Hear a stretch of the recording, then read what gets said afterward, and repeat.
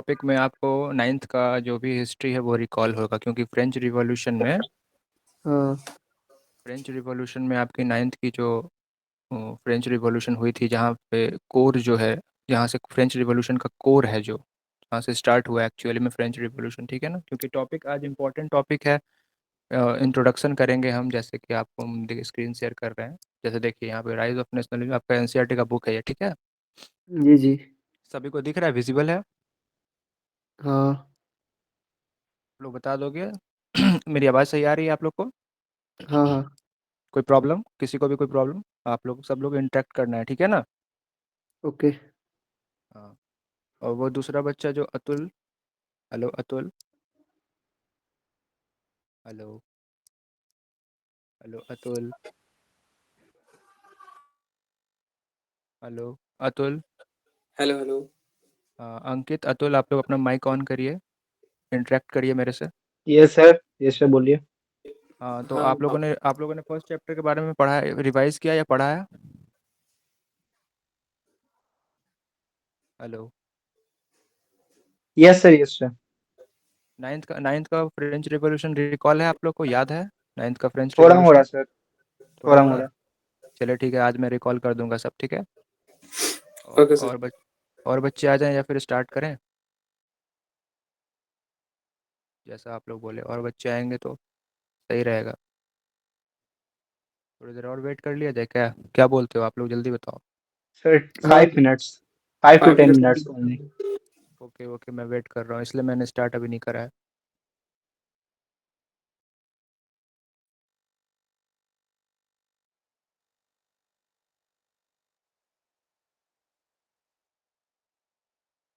हाँ हाँ बोलिए। रिशु श्रॉफ रेज हैंड, हाँ बोलिए रिशु। नथिंग। आपकी आवाज़ नहीं आ रही है, बोलिए। हेलो रिशु, आपको मेरी आवाज़ जा रही है? मेरा आवाज़ आ रहा है सबको? यस सर, आवाज आ रहा है। ठीक है। रिशु, रिशु कुछ रेज हैंड रेज कर रहे हैं, रिशु बोलिए क्या बोलना है आपको।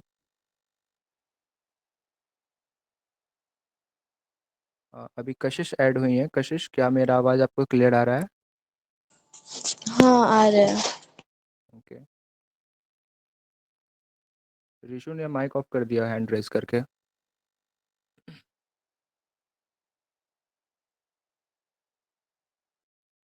और भी बच्चे आने वाले हैं, अभी भी थोड़ी देर और वेट कर रहे हैं, ठीक है ना।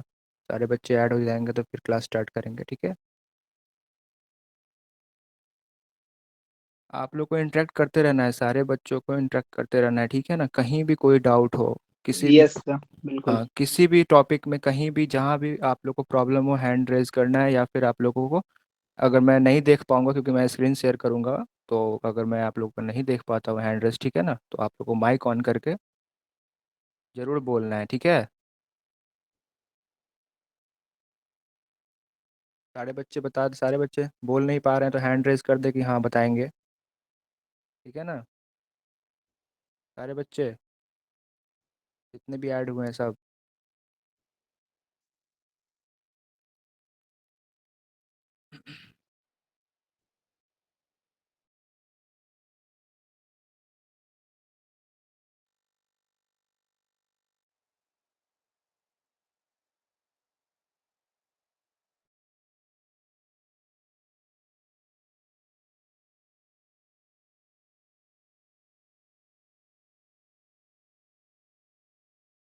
सर आई थिंक किसी किसी किसी बच्चे को कॉल करना पड़ेगा।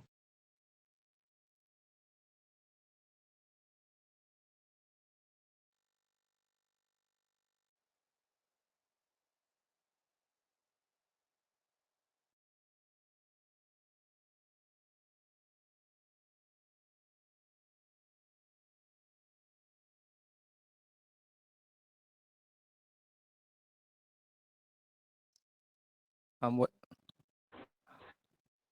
हाँ, तो वैसे हम फ्रेंच रिवॉल्यूशन को नाइन्थ वाले को रिकॉल कर देते हैं आप लोग को, ठीक है तब तक। चलिए, कम से कम बुक शेयर कर दे। ये देखिए आप लोग को, और ये पढ़ना है आप लोग का, यही चैप्टर है ना, टेंथ का चैप्टर। सबको विजिबल है सबको? हेलो, हाँ भैया। सबको विजिबल है, ठीक है। तो नाइन्थ में क्योंकि यहाँ पे आप देख रहे हैं कि ये तो बस ये इंट्रो है, ठीक है ना। फर्स्ट में इंट्रो है जो फ्रेडरिक शुरो ने फिगर बनाया, उसके फिगर के बारे में क्या एक्सप्लेन किया, ठीक है ना। और ये सेकंड में है French revolution and idea of the nation. इस टॉपिक जो ये फर्स्ट टॉपिक है ना आप लोग का, इसको समझने के लिए पहले तो आप लोग को नाइन्थ का जो फ्रेंच रिवॉल्यूशन है उसको रिकॉल करना पड़ेगा, ठीक है। नाइन्थ में जो फ्रेंच रिवॉल्यूशन हुआ था, क्योंकि इसका रूट कहाँ है, जड़ जहाँ से स्टार्ट हुआ है, पहले तो वो आप लोग को जानना जरूरी है, तब तो आप हिस्ट्री समझ पाओगे कि एक्चुअली में हुआ क्यों, क्या रीज़न था, और यहाँ पे क्या हो रहा है, ठीक है ना। ऐसे तो समझ नहीं पाओगे कोई आप लोग। तो मैं स्टार्ट करता हूँ, पहले नाइन्थ का मैं रिकॉल कर देता हूँ। आप लोगों को पता होगा कि 1774 में लुइस 16 को क्राउन किया गया। लुइस 16 जो थे उनको किंग बनाया गया, ठीक है, 1774 में। और लुइस 16 जो थे फिर कौन वो से किंग के बाद उनको किंग बनाया गया था? लुइस 16 के जो पहले जो किंग थे, लुइस 16 के उसको बारे में आप लोग को डिटेल उतना जानना नहीं है, ठीक है। अगर आपको चाहोगे तो उसमें अगर आप लोग घुसे चले जाओगे नाइन्थ के जो लुइस 16 के पहले कौन से किंग थे और उन्होंने क्या करा, क्योंकि आप लोग को टेंथ का हिस्ट्री पढ़ना है, ठीक है। तो वो इन डिटेल फिर जाएंगे उनके तो पहले वीडियो। का मतलब नहीं ना आएगा?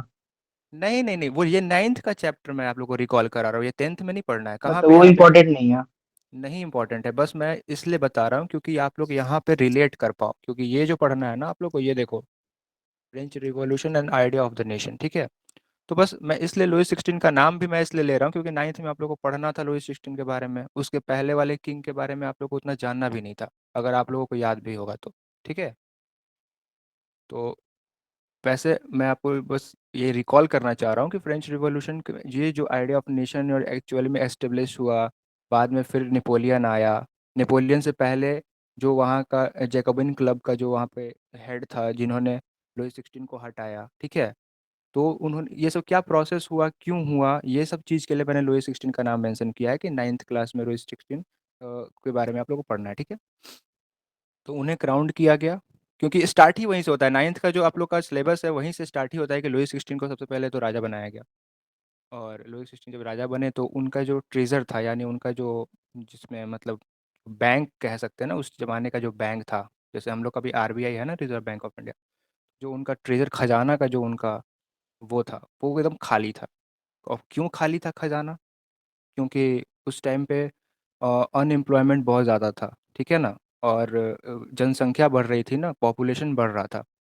और जब लुई 16 के पहले वाले राजा थे वो क्या कर रहे थे कि उस टाइम में American war of independence Britain के खिलाफ चल रही थी। ब्रिटेन जो देश जो हम लोग पे भी राज किया है ना, आज के डेट का जो इंग्लैंड है, यूके, तो ब्रिटेन अमेरिका पे उस टाइम पे राज करता था। और उस टाइम पे जो अमेरिका पे राज कर रहा था तो फ्रांस भी ब्रिटेन का दुश्मन था, ठीक है।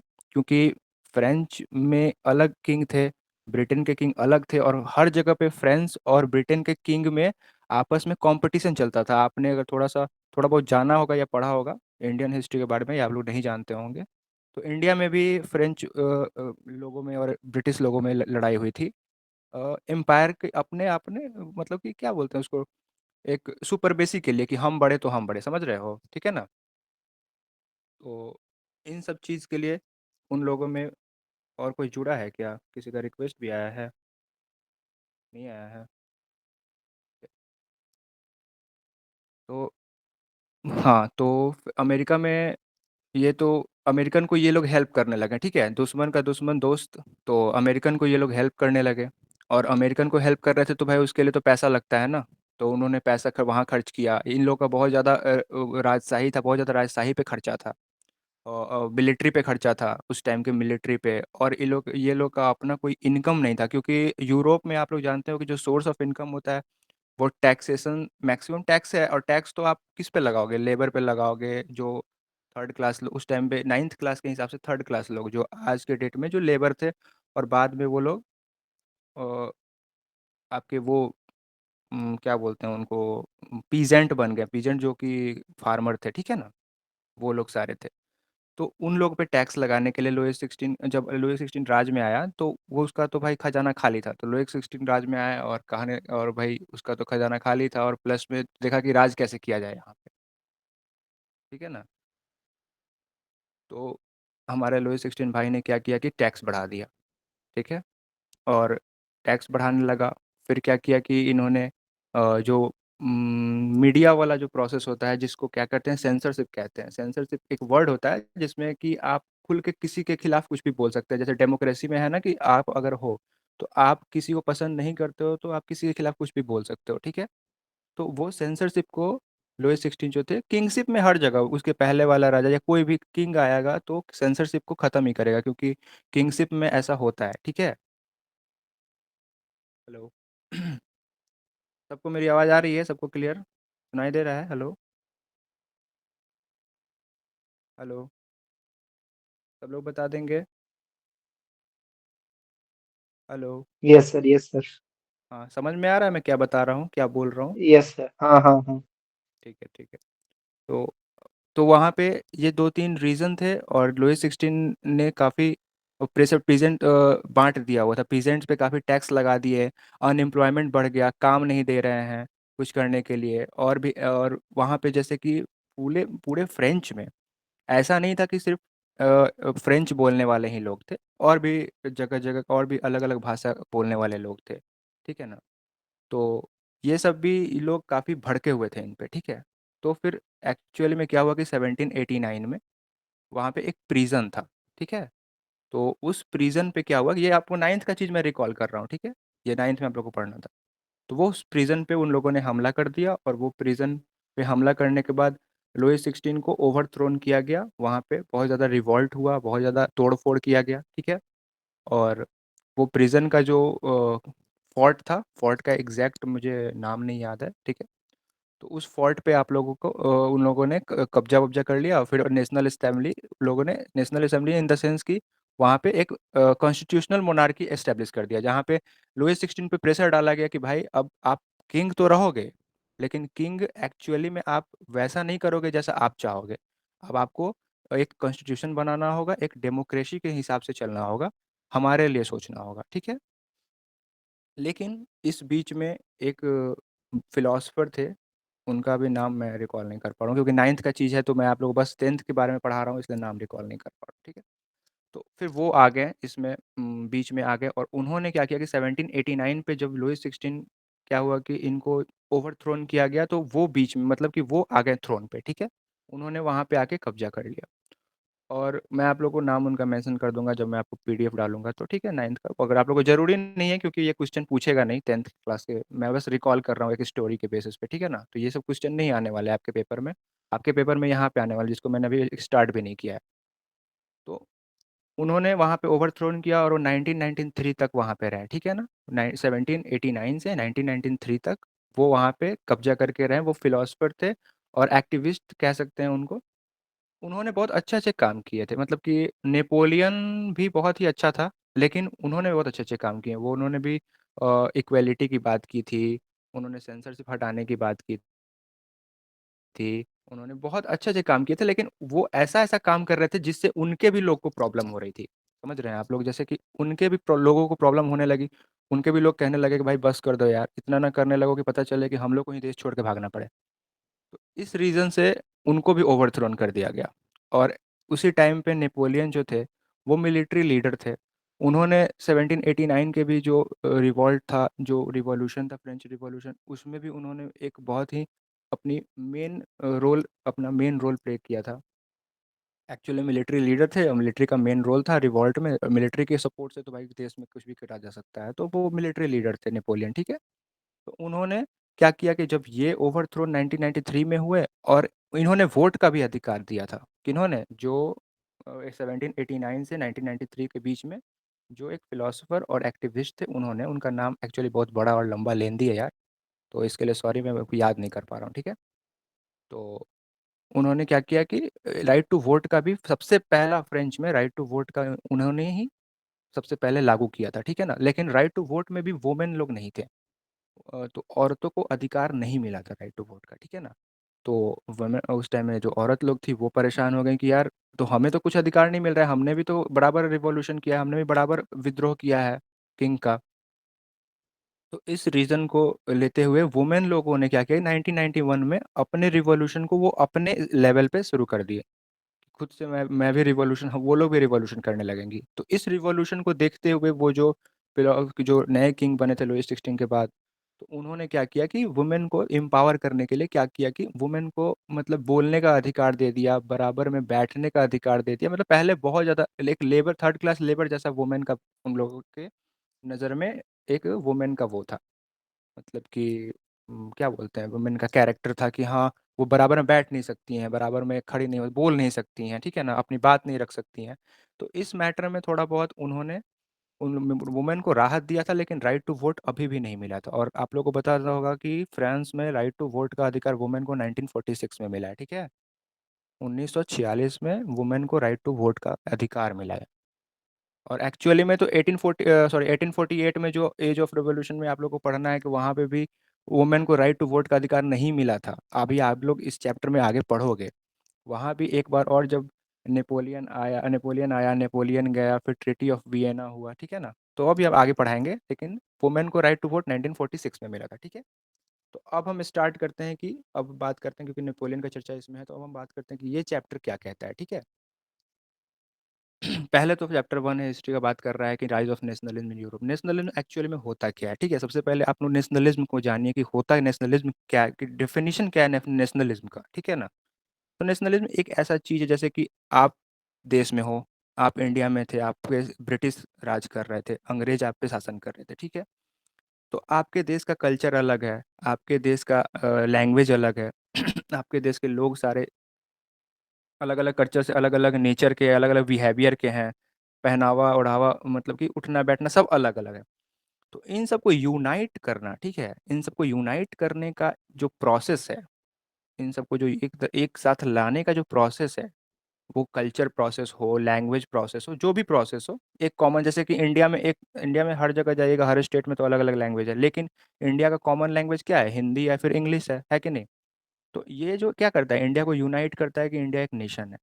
तो इस तरह से नेशनलिज्म वहाँ पे यूरोप में लाने में जो मेन रोल प्ले कर रहा है, क्या कर रहा है, वहाँ का कल्चर कर रहा है। किसी भी, जैसे फ्रांस में है तो फ्रांस का लोग फ्रेंच बोलते थे, वहाँ का लैंग्वेज अलग था, वहाँ का पहनने उठने बैठने का ढंग अलग था। तो उन लोगों को जो भी एक तरीका बताया गया कि इस तरीके से कल्चरल मूवमेंट करके, या फिर जैसे भी उन लोग के दिमाग में ये चीज़ लाया जाए कि ये आपका देश है और आपको कोई आपके देश में नौकर बना के नहीं रख सकता है, ठीक है। ये आपका देश है, यहाँ पे आपको अधिकार है, आपको बोलने का अधिकार है, आपको ज़मीन खरीदने का अधिकार है, आपको बसने का अधिकार है, हर चीज़ का अधिकार है। आपको कानून के सामने मतलब बराबर रखने का अधिकार है कि मान लेते हैं कि मैं लेबर क्लास हूँ, तो मुझे अभी सज़ा दे दी जाए, और वो जो अपर क्लास एरिस्टोक्रेट हो गया या फिर फर्स्ट क्लास के लोग हो गए, पैसा दे के छूट गए, ठीक है। वो आज के डेट में भी होता है एज अ करप्शन, लेकिन वो करप्शन हो गया। लेकिन उस टाइम में वो डिक्टेटरशिप था, वो किंगशिप था। डिक्टेटरशिप भी नहीं बोलेंगे, डिक्टेटरशिप का अलग डेफिनेशन है। वो किंगशिप था, ठीक है ना। तो जो किंगशिप हो गया, तो उस केस में एरिस्टोक्रेट्स लोग डोमिनेट करते थे। तो इन सब चीज़ों को ख़त्म करने के लिए नेशनलिज्म एक एक भावना है, ठीक है ना। एक आप सिंपल वे में समझो कि नेशनलिज्म एक भावना है जो मन में डाला जाता है कि हाँ, ये आपका देश है, आप अपने देश के प्रति आगे बढ़ो, ठीक है ना। अब इसके थ्रू एक देखा गया कि इसमें फर्स्ट ही पेज पे एक पिक्चर दिखाया गया, ठीक है। और इस पिक्चर में बात की गई है कि एक फ्रेडिक सोरू, जो हमारे थे फ्रेडिक सोरूदेव, इनको तो इनका प्रोनाउंसिएशन यार बहुत डिफिकल्ट है, जो भी हो, तो ठीक है।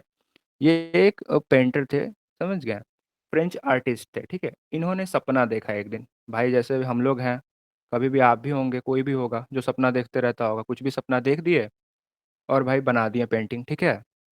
और जो कि रियलिटी नहीं था, उन्होंने बस सपना में देखा था कि हाँ, ये सारे लोग जो है अलग अलग झंडा लेके क्या कर रहे हैं। तो सारे लोग अलग अलग झंडा लेके कर क्या रहे हैं, तो ये अलग अलग देश के अलग अलग लोग हैं जो कि यूनाइट हो रहे हैं, किस लिए, रिवॉल्यूशन के लिए। नेशनलिज्म के दिमाग में नेशनलिज्म इनके आ रहा है कि हाँ भाई, हमारा देश है तो हमारे तो अपने देश को आज़ाद कर लेना है, हम अपना एक डेमोक्रेसी एस्टेब्लिश करना है। डेमोक्रेसी, आप लोग बताएंगे डेमोक्रेसी क्या, आप लोग समझते हैं कि डेमोक्रेसी क्या है।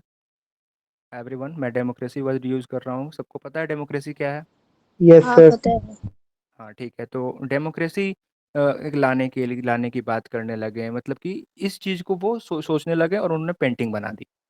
लेकिन पेंटिंग बना दी, तो पेंटिंग को इसमें देखिए, यहाँ पे एक वर्ड लिखा गया है कि यूटोपियन विजन, ठीक है।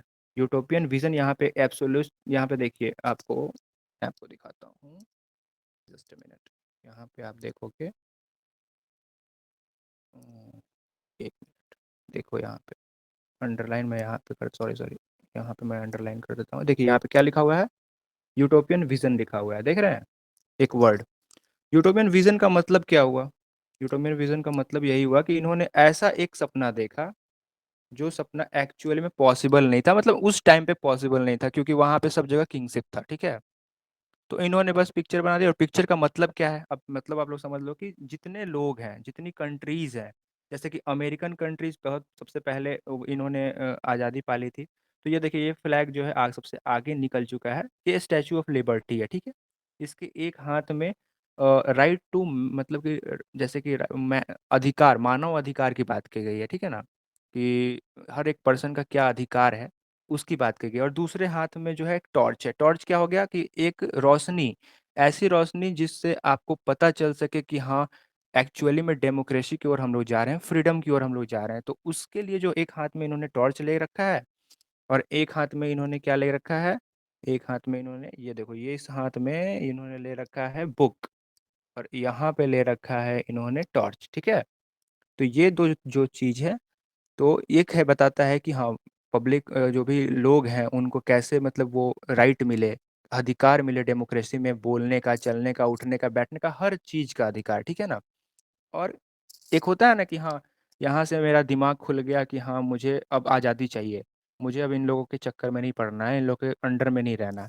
तो ये एक टॉर्च है जो एनलाइटमेंट को डिनोट करता है, जिससे आप लोग को एक वो मिल गया कि हाँ, अब हम लोग आज़ादी की ओर बढ़ेंगे, ठीक है ना।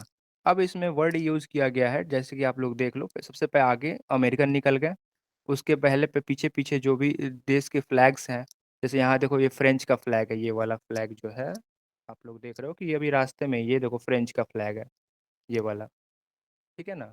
ये और जो नज़दीक है, ये सब, ये इटली का हो गया, ये और भी देश का हो गया, ये सब फ्लैग सब है कि जो जो जैसे जैसे जैसे कि ये लोग आज़ादी के पास अभी पहुँचे हुए हैं। और फ्रेंच तो ये पीछे है, क्योंकि सबसे आगे अमेरिका चला गया हुआ है। तो ये अमेरिका जो स्टैचू ऑफ लिबर्टी जो है, स्टैचू ऑफ लिबर्टी क्या कहती है, एक आज़ादी को डिनोट करती है कि आप लोग आज़ाद हो, मतलब कि एक आज़ादी का एक मतलब कि एक सिंबल है कि हाँ, आज़ादी का सिंबल स्टैचू ऑफ लिबर्टी है। तो इसको आगे कर, इससे आगे जो बढ़ गए, इसको, इससे मिलने, मतलब इसके सामने आके इससे आगे बढ़ गए, तो इसका मतलब कि आज़ादी से निकल गए, मतलब आज़ाद हो गए एक्चुअली में। और ये लोग अभी पीछे हैं, लाइन में लगे हुए, हाथ में हाथ डाल के आ रहे हैं, मतलब ये लोग भी उसी वे में चल रहे हैं।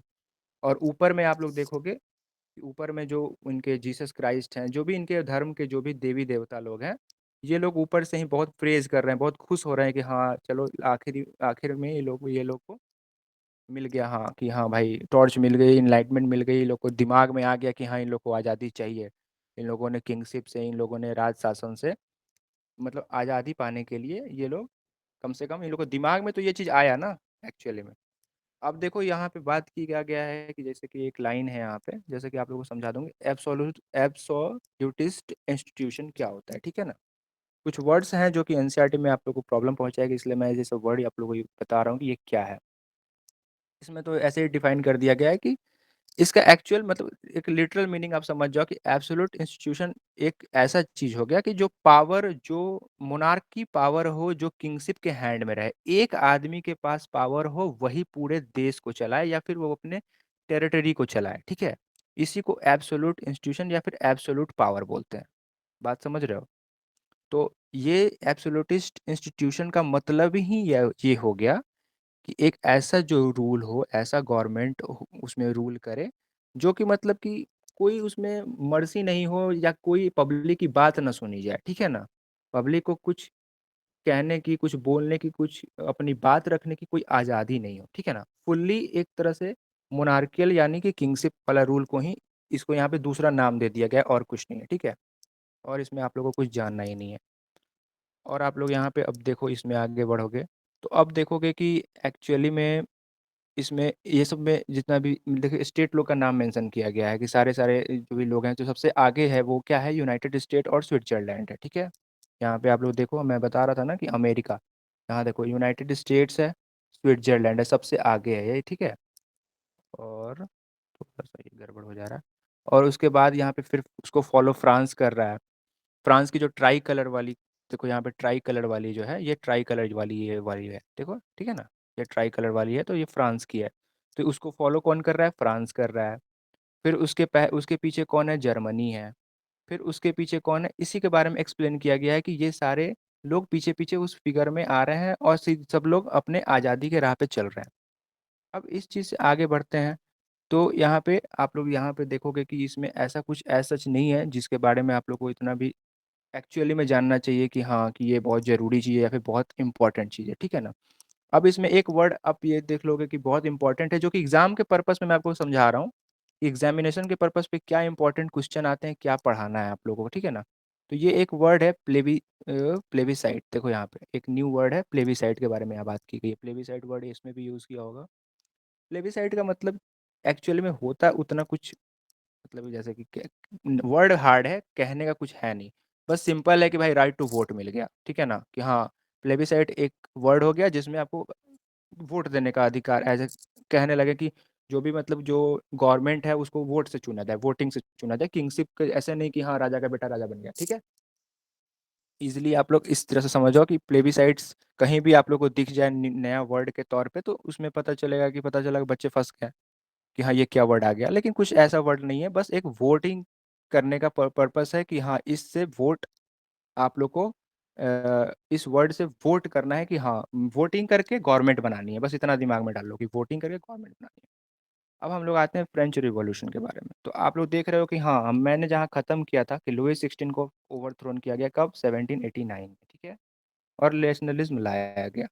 जब नेशनलिज्म लाया गया तो वहाँ पे 1789 में एब्सोल्यूट मोनार्क जो तो वहाँ पे रूल था उसको ख़त्म कर दिया गया। एब्सोल्यूट मोनार्क का रूल जो है वहाँ पे ख़त्म हो गया, ठीक है? अब ये दो फिगर दिखाया गया है, और यही फिगर मैं इन्हीं के बारे में कह रहा था, इनका मैं नाम भूल रहा था, जिनका नाम था क्या? एंड्रियाज रेपमैन। इन्होंने लुईस 16 को ओवरथ्रोन करके और वहाँ पे बैठा था वहाँ पे थ्रोन पे दोबारा, ठीक है ना? तो इन्हीं के नाम मैं मेंशन कर रहा था जिनका नाम मैं भूल रहा था, ठीक है? एंड्रियाज रेपमैन इनका नाम था। 1798 में ये उस टाइम में कौन 1798 में ये ओवरथ्रोन एक्चुअली में 93 में ही हो गए थे, और 1798 में इन्होंने ये बनाया था, ठीक है? अब आप देख लो यहाँ पे, इसमें अब कहा जा रहा है कि ये फिगर क्या डिनोट करता है। तो ये एक जर्नलिस्ट थे और इन्होंने एक ये जैकोबिन क्लब जो मैंने बताया ना, जैकोबिन क्लब एक ग्रुप थी जो कि एक्टिविस्ट की ग्रुप थी, जो कि लोअर क्लास तो थर्ड क्लास लोग थे, मिडिल थर्ड क्लास से ही middle middle class third class क्या होता है? तो आप लोग को समझ में नहीं आ रहा होगा कि मिडिल क्लास क्या है, फर्स्ट क्लास क्या है, थर्ड क्लास क्या है। देखो मैं बता रहा हूँ, इंडस्ट्रियल रिवॉल्यूशन वहाँ पे चल रहा था, ब्रिटेन में भी चल रहा था, फ्रांस में भी चल रहा था, इटली, मतलब हर देश में इंडस्ट्रियल रिवॉल्यूशन चल रहा था। लेकिन एक्चुअली में ब्रिटेन जो कि हर सबसे डोमिनियन पूरे एम्पायर में सबसे डोमिनियन स्टेट था, ब्रिटेन उसका डोमिनेशन पूरे वर्ल्ड में था, ठीक है ना? तो ब्रिटेन का जो लार्ज स्केल पे इंडस्ट्री चल रही थी ना, इस कारण से ब्रिटेन में सबसे पहले इंडस्ट्री आ गई, वहाँ पे सबसे पहले मशीनें आ गई, ठीक है ना? तो वहाँ से सारे चीज़ सबसे पहले चारों तरफ ट्रांसपोर्ट होने लगे, एक्सपोर्ट होने लगे, ठीक है? तो ब्रिट ये दिखाया गया, ये जो है ये दिखाया गया है कि जैसे कि फ्रांस में जो फोर्ट था, जिसे बोला ना कि वो प्रिजन वाला फोर्ट है, फोर्ट का नाम यहाँ पे देखो, यहाँ मेंशन किया गया है फ्रेंच बेस्टाइल। जो यहाँ पे एक फोर्ट है, देखो यहाँ पे मैं आपको अंडरलाइन करता हूँ, इसमें आप देखो इमेज ऑफ फ्रेंच बेस्टाइल, यहाँ पे देखो, यहाँ पे एक ऊपर में लिखा गया है कि रिवॉल्यूशनरी क्राउड के द्वारा यहाँ पे आया गया, और यहाँ पे पूरे मतलब किंग लुइस 16 को पूरा तरह से ओवरथ्रोन किया गया, पूरे जो भी हल्ला हंगामा करके, तोड़ फोड़ करके, ठीक है? तो अब यहाँ से आप लोग देखोगे कि ये जो फिगर बना है, ये जो जर्मन वो थे, जर्नलिस्ट थे, तो इन्होंने कहा है कि जैसे फ्रांस में रिवॉल्यूशन हुआ है 1789 में, वैसे ही रिवॉल्यूशन होगा जर्मनी में, ठीक है ना? इसी चीज़ को इस फिगर में दर्शाया गया। ये दूसरा जो सेकंड फिगर है वो जर्मनी का फिगर है, ये देखो, ये वाला फिगर जर्मनी का मतलब जर्मनी के फोर्ट का है, ये वाला फिगर फ्रेंच का मतलब फ्रांस के फोर्ट का है, ठीक है? जो फ्रांस के फोर्ट पे हमला हुआ था उस पे, और ये जर्मनी के फोर्ट पे आगे होगा, उन्होंने ऐसे ही कह दिया फिगर बना के, ठीक है ना? और ये जो जो सिंबल जिस चीज़ पे बनाया गया है वो जर्मनी का एक बहुत मतलब इम्पोर्टेंट एक क्या होता है, एक बोर्ड टाइप का है, जिस बोर्ड कॉन्स्टिट्यूशनल बोर्ड्स टाइप का समझ लो कि ये बहुत इंपॉर्टेंट बोर्ड है, जिस पे इस फिगर को बनाया गया है, ठीक है ना? मेंशन वहाँ पे डाला गया है करके। अब इसमें आप देखोगे कि इसमें कहा गया है कि इन्होंने बनाया, और इन्होंने क्या किया कि जर्मनी के जैकोबिन ग्रुप से ये बिलोंग करते थे। जैकोबिन ग्रुप एक्चुअली में क्या था? जैकोबिन ग्रुप एक एक्टिविस्ट का ग्रुप था। अब मिडिल क्लास की बात मैं इससे कर रहा था, तो मिडिल क्लास लोग क्या थे कि इंडस्ट्रियल रिवॉल्यूशन हुआ, और इंडस्ट्रियल रिवॉल्यूशन में जो भी लोग उस इंडस्ट्री से पैसा आया, ठीक है, कुछ लोग के पास जो भी लोग इंडस्ट्री में अपना स्टार्टअप किए और नया स्टार्टअप टाइप का किए, उससे पैसा आया, उस पैसे से जो लेबर वेबर वहाँ पे जॉब करने लगे, छोटे लेबर, उससे कुछ उनके माँ बाप का होता है ना कि सबका सपना होता है अपने बच्चे को पढ़ाना है, भले कितना भी गरीब हो। तो उन्होंने अपने बच्चे को पढ़ाया, बच्चे उससे पढ़े, पढ़ के जो अच्छे बच्चे पढ़ के जो मतलब कि नॉलेजेबल हो गए, उन्होंने बड़े बड़े फिलोसफर को पढ़ा। फिर उन्हें फिलोसफर को पढ़ के उन्होंने देखा कि हाँ एक्चुअली में हमारे देश में क्या हो रहा है और एक्चुअली में हम क्या हैं, ठीक है ना। तो उससे मिडिल क्लास एक एक थर्ड क्लास से ही निकल के एक मिडिल क्लास एक अलग कैटेगरी बनी, ठीक है। जो जिन्हें एजुकेशन और एजुकेटेड कैटेगरी कहते थे, छोटे मोटे बिजनेसमैन होते थे, छोटे मोटे इंडस्ट्रियलिस्ट होते थे, ठीक है ना, उनके बेटा बेटा होते थे वो लोग, ठीक है। तो ये लोग निकले और इन लोगों ने क्या किया कि रिवॉल्यूशन एक्चुअल में मिडिल क्लास लोगों ने, इन्होंने एक दिमाग में इनके चीज़ आने लगी कि हम लोग को कैसे रिवॉल्यूशन करना है, कैसे अपने कल्चर को सामने पब्लिक के सामने रखनी है, कैसे पब्लिक को मतलब कि जगाना है कि हाँ, सोए हुए पब्लिक को कैसे जगाना है कि भाई तुम्हारे अंदर भी देशभक्ति है, तुम्हारे अंदर भी ये आए कि हाँ ये मेरा देश है, यहाँ पे कोई एक राजा का बेटा राजा नहीं बन सकता है, हम पे कोई राज शासन नहीं चला सकता है, हमें कोई शोषण मतलब कि हमें कोई हैरेस नहीं कर सकता है, ठीक है ना। जैसे कि मतलब टैक्स लगा दिए थर्ड, अब क्या किया कि किंग को पैसे का दिक्कत है, किंग का तिजोरी खाली हो गया, किंग क्या किया कि भाई गरीब पे पैसा लगा, गरीब पे टैक्स बढ़ा दिया। गरीब कहाँ से टैक्स देगा भाई, गरीब को खेती, यूरोप में आप जानते हो ठंडी बहुत पड़ती है, वहाँ पे ठंडी के कारण फसल नहीं हो पाती है, फसल नहीं हुई भाई कहाँ से वो पैसे ला के दे, अपना घर बेच के दे, देह बेच के दे, क्या करके दे। तो वहाँ पे स्लेवरी सिस्टम भी बहुत ज़्यादा था कि अगर पैसे नहीं दिए, टैक्स नहीं दिए, तो उनके फैमिली के जो भी लोग थे वो किंगशिप के यहाँ किंग के यहाँ चले गए कि जाओ भाई उनके यहाँ काम करो, काम करके कर्जा सधाओ। तो वो टैक्स एज ए कर्जा हो गया उनके लिए, ठीक है ना। तो ये सारी चीज़ें होती रहती थी। अब आप इसमें देखो कि दो वर्ड यूज़ किया गया है। The French revolutionary introduce various measure and practices that could create a sense of collective identity amongst the French people, ठीक है। The idea of la patrie, यहाँ पे आप देखो ये क्या वर्ड है, दो वर्ड के बारे में बताया गया है इसमें।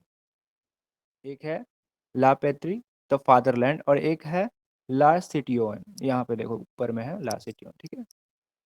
ये जो दोनों वर्ड यूज़ किया गया है आप यहाँ पे देख सकते हो, एक यहाँ है और ये एक है, ठीक है।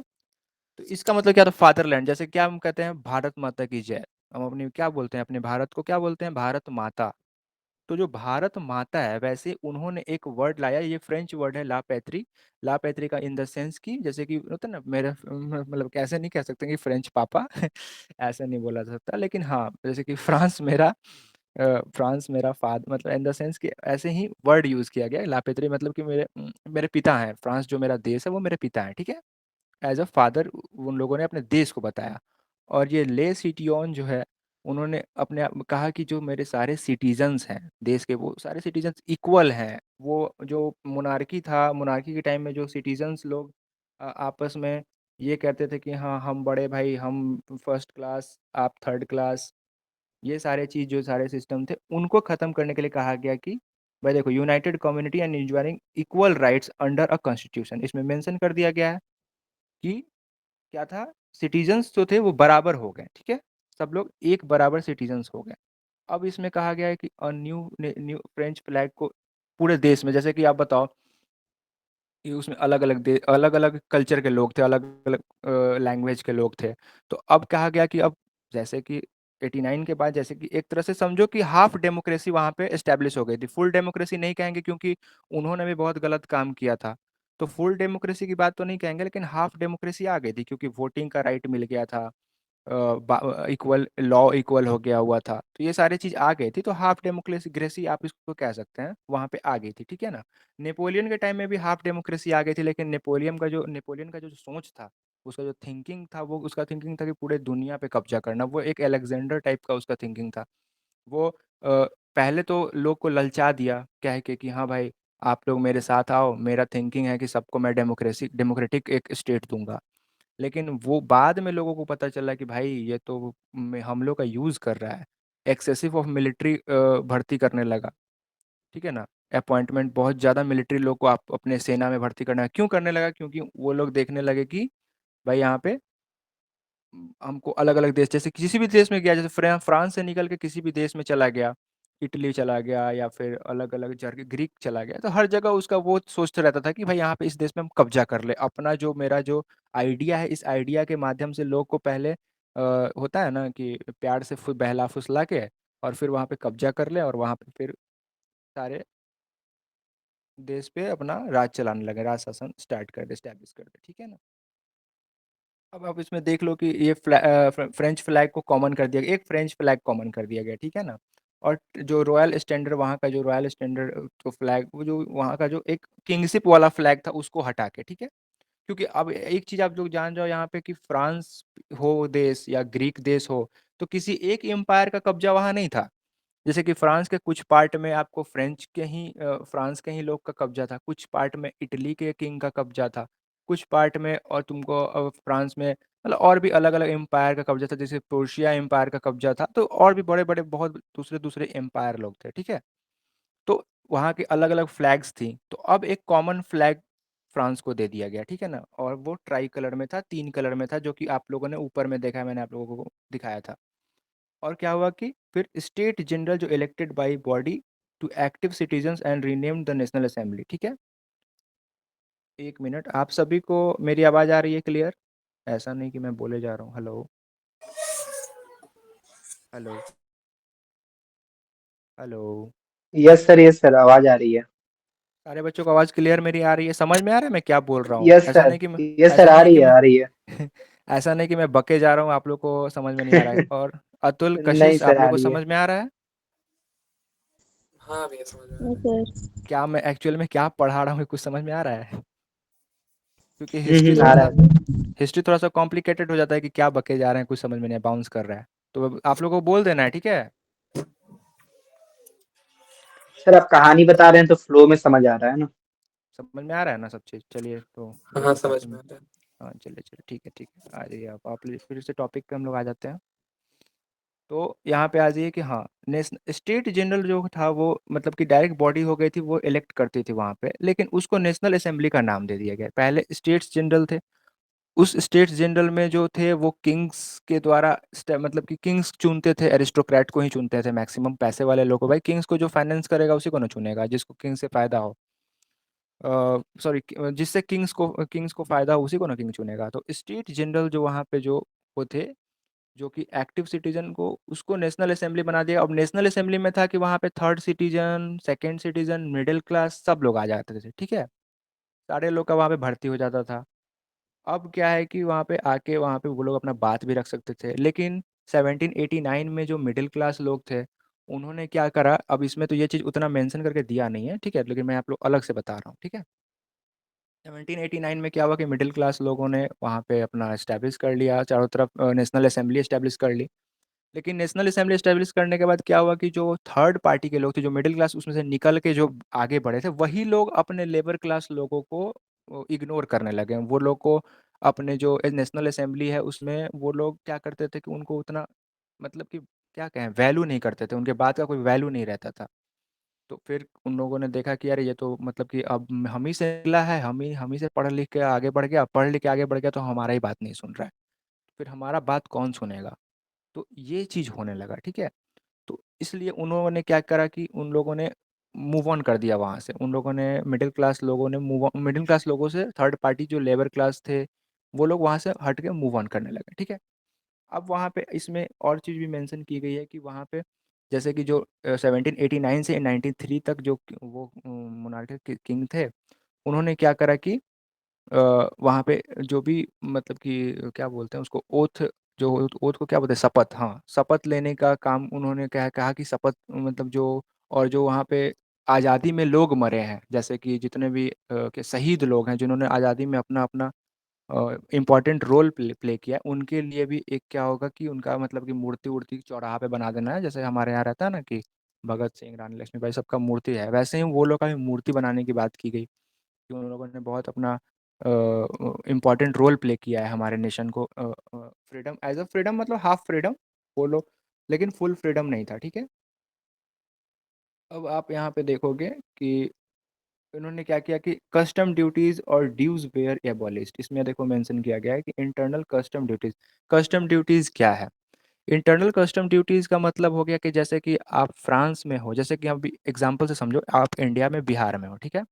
अब बिहार से आप बंगाल जा रहे हो, बिहार से आप उत्तर प्रदेश यूपी जा रहे हो, या फिर बिहार से आप झारखंड जा रहे हो, तो आपको बिहार से झारखंड जाने में या फिर किसी अदर स्टेट जाने में भी आपको टैक्स देना पड़ता था, ठीक है ना। आपको यहाँ से जाने में वहाँ टैक्स देना पड़ा, फिर उस स्टेट से दूसरे स्टेट में जाने में टैक्स देना पड़ा, तो इसको कस्टम ड्यूटीज़ में कहा गया कि ये कस्टम ड्यूटीज़ था कि बहुत ज़्यादा टैक्स था, ठीक है ना। इतना टैक्स था कि टैक्स के मारे लोग परेशान थे, इसलिए तो लोगों ने रिवॉल्यूशन किया ना वहाँ पे। जस्ट अ मिनट, एक मिनट। उन लोगों ने इसलिए तो वहाँ पे रिवॉल्यूशन किया। और रिवॉल्यूशन कर वहाँ पे रिवॉल्यूशन हुआ, तो कस्टम ड्यूटी को एबॉलिश किया गया, ठीक है। ड्यूज जो भी कर्जे थे, जो भी टैक्स का कर्जा था, अब जैसे कि कर्जा हुआ था ना, वो सबको माफ़ कर दिया गया, सबको हटा दिया गया।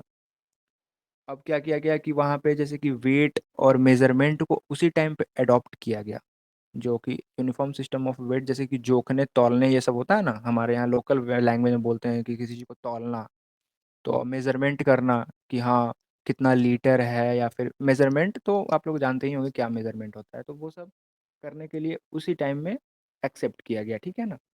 अब क्या किया गया कि पूरे फ्रांस के लिए, मैंने पहले ही बोला है कि एक कॉमन लैंग्वेज को पूरे फ्रांस में, फ्रेंच लैंग्वेज को पूरे फ्रांस में कह दिया गया, क्योंकि अलग अलग एम्पायर का वहाँ पे सबका अपना अपना कब्जा था, सबका अपना अपना। अब मान लेते हैं कि जैसे कि कुछ पार्ट फ्रेंच का था तो फ्रेंच बोलते थे, कुछ पार्ट में इटली राज करता था तो वहाँ पे आयरिश बोलते थे, कुछ पार्ट में आपको इन कौन सा एम्पायर है, ये जो पोर्शिया एम्पायर है, ये लोग अपना लैंग्वेज बोलने लगते थे। थोड़ा बहुत नीचे में आपको रशियन एम्पायर का भी थोड़ा बहुत पार्ट, कुछ कब्जा रसिया में कभी भी कर रखा था, तो वो रशियन बोलते थे। तो हर पार्ट में अलग अलग था, तो जब फ्रेंच वहाँ से अलग हुआ तो सारे किंगशिप अलग हो गए और सबको अलग किया गया। तो बहुत लेट ज्वाइन कर रहे हैं आदित्य राज। हेलो आदित्य राज, आप बहुत लेट ज्वाइन कर रहे हैं। आपको कुछ समझ में आएगा, आप बताओ। हेलो, लीव कर दिया आदित्य। सर ये टॉपर है, उसको सब समझ आएगा। अरे सर वो पता नहीं चला था ना, मैसेज नहीं देखे थे, अभी देखे, जस्ट ज्वाइन किया। चलिए, आपने अपने रिवाइज ये चैप्टर पढ़ा है आपने, फर्स्ट चैप्टर, कौन कौन सा chapter? The age of revolution, sorry the age, वही रेशनलिज्म इन यूरोप वाला चैप्टर, फर्स्ट हिस्ट्री का। हिस्ट्री। हिस्ट्री हम्म, तो पढ़े ही थे, रिवाइज नहीं किए थे। अच्छा, रिवाइज नहीं किए हो। तो अच्छा, आप एक तो बी ओवरव्यू थोड़ा सा दे दीजिए, बस रिकैप हो जाएगा, उतना नहीं, बस बता दीजिए थोड़ा सा। ओवरव्यू यही दे रहे हैं कि बस नॉर्मली हमने अभी अभी तक यही पढ़ा है कि आपको फ्रेंच रिवॉल्यूशन के बारे में पढ़ना है, तो वो थोड़ा बहुत नाइन्थ के बारे में तो जानना ही पड़ेगा, क्योंकि नाइन्थ में ही फ्रेंच रिवॉल्यूशन का रूट है, ठीक है। और फ्रेंच रिवॉल्यूशन में नाइन्थ में क्या हुआ था कि जो लुईस 16 थे, वो उनको खाली जब उनका राजपोशी हुआ था, राजपोशी इन द सेंस जब उनको क्राउन पहनाया गया था, जब वो राजा बने थे, तो उस टाइम पे उन्होंने कब्जा, सॉरी, उन्होंने उनको जो खजाना मिला था वो खाली मिला था। क्यों खजाना खाली मिला था? उसका रीज़न था कि वहाँ पे पहले से ही अनएम्प्लॉयमेंट ज़्यादा था उन लोगों का, मतलब होता है ना कि भाई रईसी में पैसा ज़्यादा बर्बाद होता था, कि अरे हम रईस हैं तो रईसी में पैसा ज़्यादा बर्बाद होता था। अमेरिकन जो रिवॉल्यूशन हो रहे थे अमेरिका में, उन लोगों को हेल्प करने में भी कुछ पैसा उन लोगों ने वहाँ डोनेट कर दिया। फिर वहाँ पे मिलिट्री का खर्चा है, अपने देश का खर्चा है, अपना तामझाम है, तो किंगशिप में आप जानते हैं, तो इस कारण से उनका ट्रेजर गैप था। कोई भी वहाँ पे ऐसा इंडस्ट्री उस टाइम पे नहीं था, लुईस 16 के टाइम पे इंडस्ट्री नहीं था जिससे उन लोगों को कोई इनकम आ सके। तो इनकम का एक स्रोत था टैक्स। टैक्स बढ़ाया उन्होंने लुईस 16 ने, तो टैक्स बढ़ाने के कारण जो वहाँ पे थर्ड पार्टी लोग थे, लेबर क्लास लोग थे, उन पे टैक्स लगा। टैक्स लगा तो वो लेबर क्लास काफ़ी परेशान हो गए, कहाँ से देंगे, क्योंकि यूरोप में ठंडी बहुत पड़ती है, ठंडी पड़ती है तो वहाँ पे फसल सही नहीं होता है, कभी होता है कभी नहीं होता है, आधा फसल हुआ आधा फसल नहीं हुआ। तो इस कारण से प्रॉब्लम आने लगी, उन लोगों ने रिवॉल्यूशन स्टार्ट कर दिया। रिवॉल्यूशन स्टार्ट किया तो उसका लोई 1789 में उन लोगों ने वहाँ के एक जो फोर्ट है उस पर कब्जा कर लिया, जिसका नाम था फ्रेंच वेस्टाइल, जो कि फोर्ट नहीं था, वो प्रिजन था। प्रिजन यानी कि वहाँ का वो जेल था, ठीक है। उन लोगों ने उस पे उस तोड़ फोड़ मचाया, पूरा प्रिजन को बर्बाद किया। लुईस 16 पे को बोला कि भाई समझौता करो, लुईस 16 बोला ठीक है। उन लोगों ने बोला कि कॉन्स्टिट्यूशनल मोनार्की लाया जाए। कॉन्स्टिट्यूशनल मोनार्की होता क्या है? कॉन्स्टिट्यूशनल मोनार्की ये होता है कि भाई किंग तो आप रहिएगा, लेकिन आप अपने मर्जी का कर नहीं सकते हैं। हमारा भी एक आदमी वहाँ पे बैठना चाहिए आपके साथ में, जो हमारे लिए फैसला ले। तो यही सब मैंने अभी तक रिकॉल करा है, ठीक है ना। इसमें कुछ वर्ड सब बताया है मैंने। बताओ आप लोग को समझ में आ रहा है क्या नाम था उन जो अभी अभी आदित्य, जो अभी अभी हाँ अब सर समझ, हाँ सर समझ में समझ आया सर, सुना है समझ सर। में आया? समझ में आया? हम्म। और ये जो फिगर ऊपर वाला है, इस फिगर के बारे में आप एक्सप्लेन, आपको पता है क्या है फिगर का एक्चुअल मीनिंग ये सब? Hello Aditya, hello. हाँ सर। ये फिगर को आप बता सकते हो या फिर मुझे बताना पड़ेगा क्या है ये फिगर का एक्चुअल मीनिंग?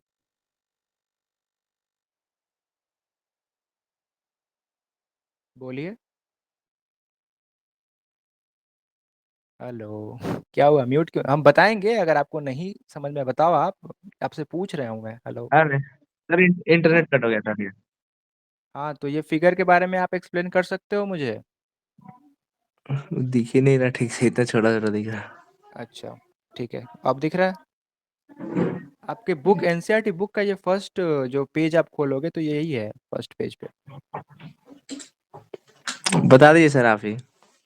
हमें बता देना। तो ये फिगर का क्या नाम है कि एक प्रेडिक्स यूरो नाम के एक आर्टिस्ट थे, जो कि इन्होंने, फ्रेंच आर्टिस्ट थे। इन्होंने, क्या हुआ कि रात में सपना देखा, जैसे आम आदमी सपना देखता है ना, वैसे इन्होंने सपना देखा और एक पेंटिंग बना दी। ठीक है, एक नहीं, 4 पेंटिंग बनाई थी, उसमें से एक पेंटिंग, पहला ही पेंटिंग यही है। ठीक है, तो ये पेंटिंग बना दी और इन्होंने इस पेंटिंग में ऐसा सपना देखा है ना कि जो सपना रियलिटी में पॉसिबल ही नहीं है। इन्होंने ये सपना देखा है कि अलग अलग देश जो भी है वो अपने अपने आज़ादी के लिए स्टैचू ऑफ लिबर्टी की तरफ बढ़ रहा है। स्टैचू ऑफ लिबर्टी यानी आज़ादी की ओर बढ़ रहा है।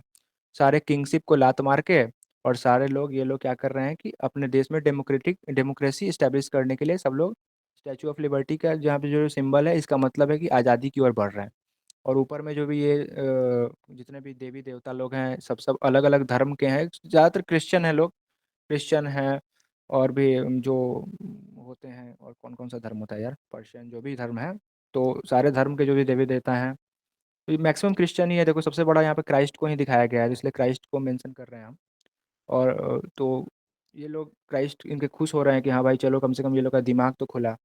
ये लोग किंग को लात मार के, और ये जो नीचे में जो कूड़ा कचरा है ना, ये कूड़ा कचरा क्या है देख लो यहाँ पे साइड में, हर पिक्चर में, पता है क्या? इसलिए मैं इस चीज़ को बार बार बता रहा हूँ, क्योंकि ये पिक्चर से रिलेटेड डेफिनेशन आपके एग्जाम में आ सकता है।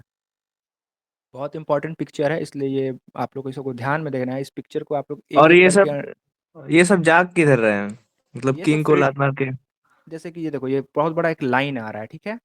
ये बहुत हम्म। बड़ा एक लाइन, रेलवे लाइन जैसा लाइन बन के आ रहा है, सब हाथ में हाथ डाल के यूनाइट हो रहे हैं। उन्होंने सपना देखा है कि सारे जो भी अलग अलग देश के लोग हैं, जो भी लेबर क्लास लोग हैं, वो यूनाइट हो रहे हैं। इनके अंदर देशभक्ति की भावना आ गई है कि ये मेरा देश है, ये मेरा कल्चर है, हम पे कोई राज नहीं कर सकता है। और मीन्स सारे फ्रीडम यून के, फ्रीडम की ओर। हाँ, फ्रीडम की। और स्टैचू और लिबर्टी है ना, ये डिनोट करता है कि फ्रीडम, एक्चुअली में स्टैचू ऑफ लिबर्टी क्या डिनोट करता है? फ्रीडम को डिनोट करता है। जैसे कि ये देखो, इनके हाथ में ये जो राइट, इनका जो लेफ्ट हैंड है, ये वाला, ये जो दिख नहीं रहा होगा, दिख ये रहा है जो सर, दिख लेफ्ट, रहा है। हाँ, ये जो लेफ्ट हैंड है, इसमें टॉर्च है। टॉर्च का मतलब क्या होता है कि जैसे कि होता है ना कि हाँ, आपको दिमाग आपका खुल गया कि हाँ भाई, हम गलत रास्ते पे थे, अब सही रास्ते पे आ गए। तो वो ये जो टॉर्च है, लेफ्ट हैंड वाला टॉर्च, ये डिनोट करता है इनको कि लाइट, आपको इनलाइटमेंट मिल गई। ठीक है, और राइट हैंड में, इस हैंड में, जो कि आप लोग पिक्चर को जूम करके अगर देखोगे, आपके बुक में भी दिया हुआ है, वैसे आपको गूगल पे भी सर्च करके देख सकते हो। जो राइट हैंड, ये वाला हैंड है, ये वाला, इसमें ये शो कर रहा है कि आप, इनके हाथ में बुक है। तो वो बुक क्या डिनोट करता है कि, मतलब कि क्या बोले, राइट टू मैन, मतलब कि हर चीज़ का अधिकार। ठीक है ना? सारे लोगों को अधिकार, हर चीज़ का अधिकार का एक बुक है। ये इस चीज़ को डिनोट करता है, ये बुक हाथ में है कि हाँ, हमें चलने का, उठने का, बैठने का, मतलब कि हर चीज़ का आज़ादी मिल जाए। किंगशिप में क्या है कि आप किंग के बिना मर्जी के कुछ नहीं कर सकते। आप एक ज़मीन नहीं खरीद सकते, आप अपना कोई बिजनेस नहीं कर सकते। सारा चीज़ अब किंग के ही अकॉर्डिंग, आप बोल नहीं कुछ सकते हैं। आप ऐसा नहीं, किंग के खिलाफ खिलाफ कहीं बोलिएगा, मिले वहाँ का उसका सेना उठा के ले जाके पकड़ के बढ़िया से आपको लती आएगा। तो वो वाला चीज़ है। तो यही सब मैंने इसको रिकॉल करा है, इस चीज़ को।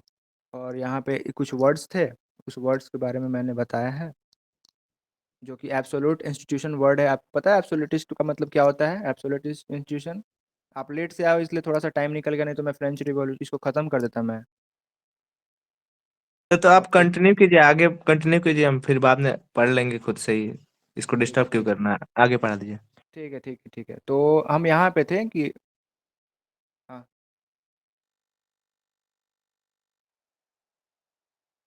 ठीक है, ठीक है, ठीक।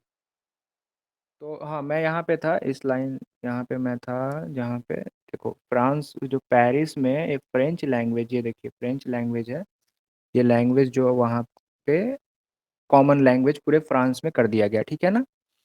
अब क्या हुआ कि जो रिवॉल्यूशन वहाँ पे जो डिक्लेयर कर हुआ, मतलब जो वहाँ पे एक मेन एक्चुअली में क्या होगा ना कि जैसे कि वहाँ पे फ्रांस में रिवॉल्यूशन हुआ, तो वहाँ की जो मिलिट्री थी जिसको नेपोलियन बोनापार्ट जो उसको क्या कहते हैं लीड करता था, उन लोगों ने क्या करा कि कहा सारे तरफ घूम घूम के कहने लगे, भाई ढिंढोरा पीटना होता है ना कि भाई हमने आज़ादी ले ली, हमने आज़ादी ले ली, तो हम कर सकते हैं तो आप लोग भी कर सकते हो, ठीक है ना।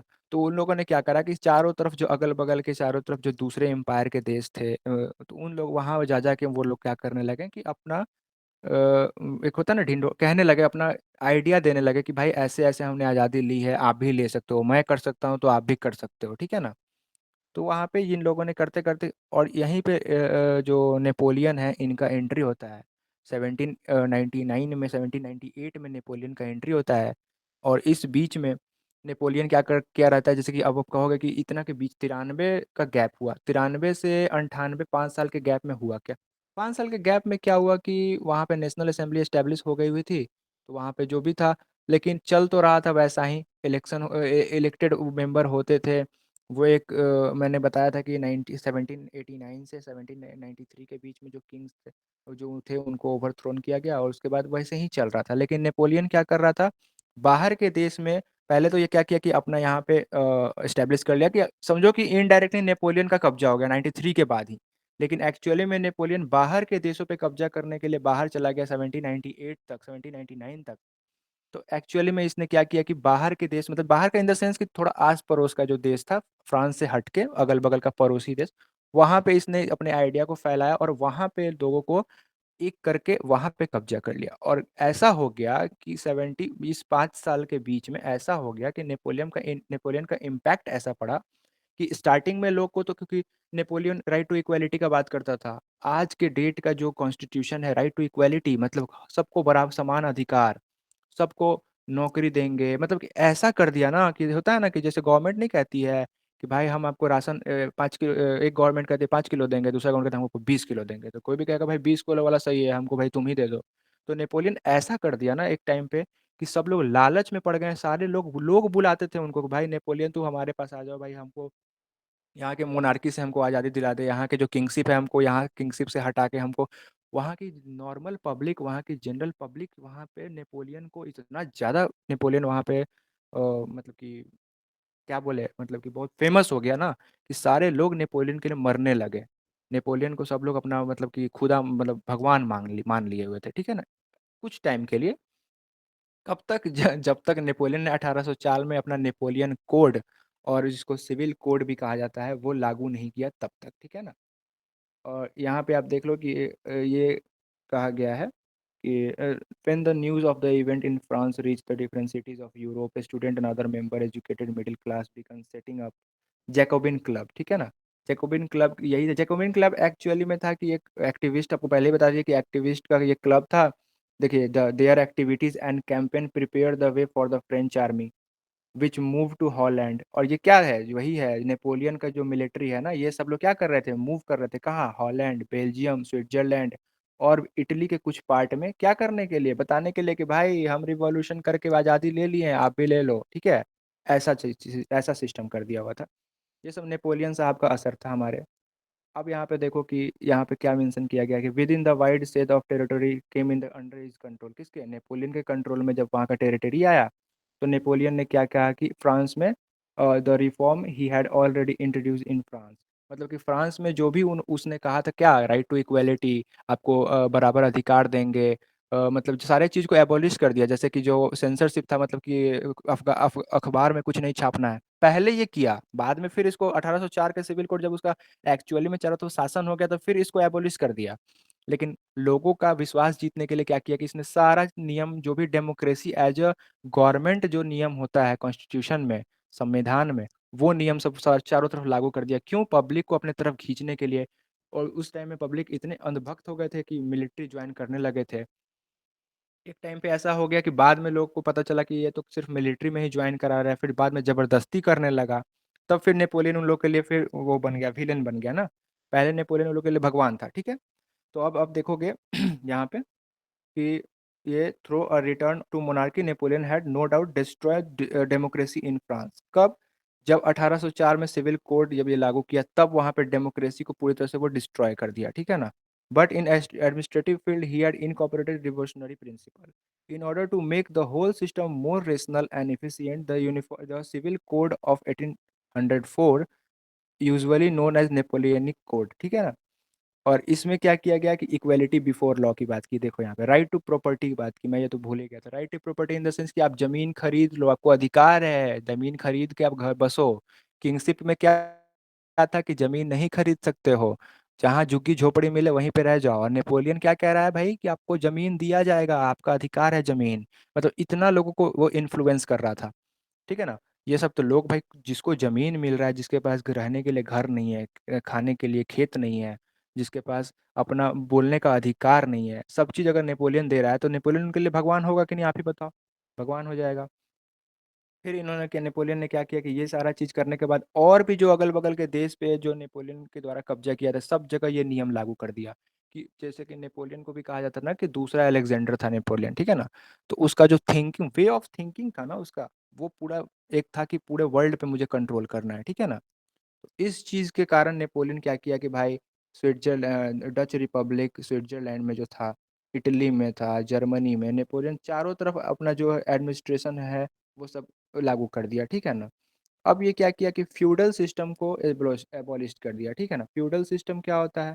आप लोगों ने कितने लोगों ने मेरा वीडियो देखा है फ्यूडल सिस्टम, जो मैंने वीडियो डाला हुआ था एक छोटा सा हिस्ट्री का, बताएंगे? माइक ऑन करिए सब लोग, कितने लोगों ने मेरा वीडियो देखा है फ्यूडल सिस्टम से रिलेटेड, मैंने शायद उसमें डाला था। सभी बच्चे माइक ऑन करेंगे। हेलो। सॉरी सर, मिस हो गया, नहीं देखा हुआ। नहीं देखा है ना आप लोगों ने फ्यूडल सिस्टम से रिलेटेड? अच्छा चलिए, कोई बात नहीं है, ठीक है। सर देख लूंगा, इस क्लास के बाद देख लूंगा।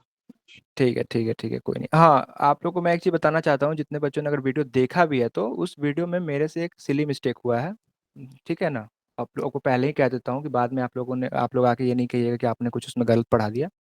उसमें एक सिली मिस्टेक मेरे से ये हुआ था कि मैंने कहा था कि जो एज ऑफ रिवॉल्यूशन के बारे में जब मैंने पढ़ाया था तो उसमें मैंने ये कहा था, जब मैं पढ़ा रहा था कि कब कब का था वो था जुलाई रिवॉल्यूशन में मैंने पढ़ाया था कि किस किस चीज़ को इंट्रोड्यूस किया गया था। जैसे कि जब डेमोक्रेसी सेटअप हुआ ना, नेशनल असेंबली दोबारा जब सेटअप हुआ था, उसमें किस किस चीज़ को एस्टेब्लिश किया गया। देखो नेपोलियन कितना आगे चल रहा था, वो उस टाइम पे इक्वलिटी बिफोर लॉ लागू कर दिया था, ठीक है ना। और ये देखो जब आज़ादी मिली तब फिर दोबारा इक्वलिटी बिफोर लागू हुआ, तो उस टाइम पे एक और चीज़ था, क्लरिकल प्रिविलेज, ठीक है ना। तो क्लरिकल प्रिविलेज क्या होता है? क्लरिकल प्रिविलेज को ख़त्म किया गया। तो मैंने उस वीडियो में कह दिया है कि प्रिस्ट को जाने की, मतलब किंग के पास या किंग के कोर्ट में जाने की आज़ादी नहीं रहती थी। ये मैंने गलत बोल दिया था, उल्टा बोल दिया था। प्रिस्ट को बहुत ज़्यादा पावर मिल जाता था। जो प्रिस्ट इन द सेंस कि जो चर्च के पादरी थे ना, जो चर्च के पादरी लोग थे, उनको बहुत ज़्यादा पावर दिया जाता था। वो मैंने उल्टा गलती से बोल दिया था। तो चर्च के पादरी को वहाँ पे बहुत ज़्यादा पावर, वहाँ पे उन लोग को डोमिनेटिंग डोमिनेटिंग वाला पावर मिलता था। तो वो लोग भी बहुत ज़्यादा शोषण करते थे, घुसने नहीं देते थे किसको, थर्ड क्लास लेबर क्लास लोग को। छुआछूत आप लोग सुने होंगे ना। हम भी ऐसे जगह से आते हैं जहाँ पे छुआछूत ऊंच नीच का बात होता है कि बड़े जात छोटे जात, ये सब सारी चीज़ें होती है ना कि हाँ इसको यहाँ नहीं बैठना है, इसको वहाँ नहीं बैठना है कि नहीं। तो उस तो ये टाइप तो का था सिर्फ कि इंडिया में होता था ना। नहीं नहीं नहीं नहीं नहीं नहीं नहीं नहीं, आप फिर तो पढ़े नहीं हिस्ट्री, वर्ल्ड हिस्ट्री पढ़े नहीं है। आपने देखा होगा कि जब आगे आप पढ़ोगे नाइन्थ वाले फ्रेंच रिवॉल्यूशन के टाइम में, तो आपको पता चलेगा कि उस टाइम में जो ब्लैक लोग थे उनका ट्रांसपोर्टेशन, उनका एक्सपोर्ट होता था। जैसे कि स्मगलिंग इन द सेंस, आज के डेट में तो स्मगलिंग ही है ना कि किसी भी लोग का। तो यस सर, याद आ गया, ब्लैक हाँ, लोग का ब्लैक होता ब्लैक था। ब्लैक और वाइट का कॉन्सेप्ट कब से आया? जब से लेबर क्लास को वहाँ पे यूरोप में, यूरोप के लोग तो भाई मेरा सॉरी मेरे लैंग्वेज के लिए, लेकिन लोग कोढ़ी होते थे। कोढ़ी इन द सेंस कि उनसे कुछ होता नहीं था।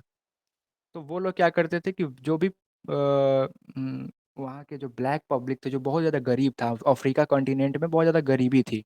तो ब्लैक पीपल जो लोग थे, हम लोग भी ब्लैक से ही आते हैं, क्योंकि जब आप पढ़ोगे ज्योग्राफी पढ़ोगे तो जो हमारा जो एक दो था प्लेट्स, जो दो प्लेट्स टूटे, तो हम लोग जो इंडिया है वो अफ्रीका कॉन्टिनेंट से ही टूट के हमारा प्लेट्स जाके एशिया में मिला हुआ है, ठीक है ना। तो ये बात की बात है, ये अलग टॉपिक है। तो मैं ये कह रहा था कि जो ब्लैक पब्लिक है, वो जो ऊंच नीच की चीज़ें हैं, ठीक है ना, वो वहाँ पे मतलब कि होने लगी थी। तो पादरी लोग भी बहुत ज़्यादा ऊंच नीच काम करते थे, किसी को घुसने नहीं देते थे अपने मंदिर। जैसे कि हम लोग के यहाँ मंदिर में होता है ना कि पहले के दलित को मंदिर में नहीं घुसने दिया जाता था, तो वैसा ही वहाँ पे भी था कि प्रिस्ट लोग चर्च में, जो वहाँ के जैसे क्राइस्ट, वहाँ के चर्च के पादरी को क्या बोलते हैं, प्रिस्ट ही बोलते, क्या बोलते हैं, तो उन लोगों को नहीं घुसने दिया जाता था, ठीक है ना।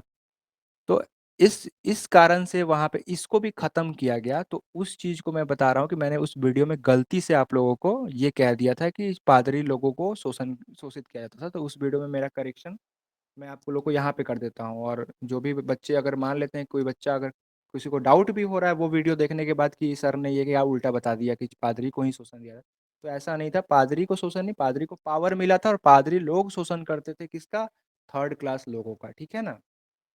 तो अब आप देखो कि हाँ, यहाँ पे मैं कहाँ पे आया हुआ था। हम्म, हाँ, नेपोलियन को क्या हुआ कि एडमिनिस्ट्रेटिव डिवीजन, मतलब हर एक स्टेट में अपना छोटा छोटा आदमी बैठा दिया, एडमिनिस्ट्रेटिव डिवीजन कर दिया, और फ्यूडल सिस्टम खत्म कर दिया। फ्यूडल सिस्टम का मतलब क्या कि जो भी बड़े, जो जैसे होते थे ना कि बड़े लोग होते, इन द सेंस कि जो एरिस्टोक्रेट होते थे, जो जमींदार थे, हमारे यहाँ के जो जमींदार है ना, फ्यूडल वाले लोग, वो क्या करते थे, जो पीजेंट्स को सताना, पीजेंट्स से टैक्स लेना, पीजेंट्स को परेशान करना, उसको खत्म कर दिया था, ठीक है ना। देखो यहाँ पे लिखा हुआ है, freed peasants from serfdom and manorial dues, ठीक है। मैनोरियल ड्यूज क्या था, जो टैक्स नहीं भर पाते थे तो कर्जा हो गया, कर्जा हो गया तो भाई अपने लोगों से काम, लेबर क्लास जाके उनके यहाँ काम करेगा, उनके यहाँ नौकरी चाकरी झाड़ू पोछा करेगा। ये सब चीज़ें नेपोलियन सबको फ्री कर दिया। भाई तो नेपोलियन भगवान नहीं बनेगा तो कौन बनेगा, है कि नहीं। तो यहाँ इस तरह करके क्या किया कि नेपोलियन ने सारे जो भी रिस्ट्रिक्शंस थे सबको ख़त्म कर दिया। ट्रांसपोर्ट कम्युनिकेशन सिस्टम को बहुत बढ़ाया। और देखो यहाँ पे peasants, artisans, workers and new businessman जितने लोग थे, इन सबको क्या हुआ कि न्यू फाउंड फ्रीडम इन लोगों को मिलने लगा। लार्ज स्केल पे गुड्स के प्रोड्यूस प्रोड्यूस होने लगे, मतलब कि बहुत ज़्यादा वहाँ पे हर तरीके से, हर महीने से जो हमारे नेपोलियन साहब हैं वहाँ पे लोगों को बहलाने फुसलाने में बहुत ज़्यादा कामयाब हुए। काम भी ऐसा कर रहे थे कि पब्लिक उनके फ़ैन हो ही जाए, कोई भी ऐसा काम करेगा तो पब्लिक उनका फ़ैन हो ही जाएगा, ठीक है ना। तो ये सारे चीज़ें नेपोलियन साहब ने किया। लेकिन जो 1804 में ये काम किया, उसके बाद इन्होंने क्या किया कि अब नेपोलियन साहब क्या कर रहे हैं यहाँ पे देखिए कि बिजनेसमैन लार्ज स्केल क्या ये सारी चीज़ें होने लगी। वेट मेजरमेंट को भी जो पहले भी इंट्रोड्यूस हुआ था, वेट मेजरमेंट के बारे में आप लोगों को पहले भी पढ़ाया ना मैंने पिछले पृष्ठ में, कि वेट मेजरमेंट को भी 1789 के बाद ही लागू कर दिया गया। कब, जब वो एक और जो नया लुई 16 को हटाने के बाद जो किंग बना था, उन लोग उन्होंने भी इंट्रोड्यूस किया था इस चीज़ को। नेपोलियन साहब ने भी दोबारा इंट्रोड्यूस किया। और हर एक एक रीजन का एक मतलब कि कैपिटल बनाया गया, मतलब कि जैसे कि दूसरे एक रीजन को दूसरे रीजन से मिलाने के लिए वहाँ मतलब कैपिटल बनाया गया ठीक है ना। अब जितना भी है इन द एरिया कॉन्कर, जितने भी एरिया में उसने कॉन्कर किया था, ठीक है ना, वहाँ पे जो भी फ्रेंच रूल, मतलब कि जैसे कि फ्रेंच पब्लिक भी थी वहाँ पे, सारे अलग अलग देश के भी लोग थे, ठीक है ना। तो जैसे कि स्विट्जरलैंड था, हॉलैंड था, अब जो ब्रुसेल्स था, ठीक है ना, ये सारी चीज़ें थी। तो फ्रेंच आर्मी जो था वहाँ पे, मतलब कि देखो यहाँ अभी सब बताया हुआ चीज़ इसमें लिखा हुआ है कि सब देखो, फ्रेंच आर्मी को सब लोग वेलकम कर रहे थे। क्या, क्यों, क्योंकि नेपोलियन इतना अच्छा काम कर रहा था कि नेपोलियन को सब लोग वेलकम कर रहे थे अपने देश में कि आओ और मुझे मोनार्की से यहाँ पे फ्रीडम दिलाओ। देखो यहाँ पे सब यही लिखा हुआ है। But the initial intelligence soon to turn to hostility as it's became clear the new administrative arrangement did not go in hand with political freedom, ठीक है। अब देखिए क्या हुआ यहाँ पे, जब ये सारी चीज़ें को नेपोलियन साहब कर दिए और पूरी तरह से नेपोलियन साहब ने कब्जा कर लिया, तब नेपोलियन साहब ने क्या किया कि इन्होंने अचानक से अपना चारों तरफ कॉन्कर करने के बाद अचानक से टैक्स इनको बढ़ा दिया, सेंसरशिप वहाँ पे ला दी। सेंसरशिप इन द सेंस कि अब उनके बारे में कोई अखबार में गलत, उनका किंग नेपोलियन साहब जो कर रहे हैं वही सही है, ये बोलना पड़ेगा।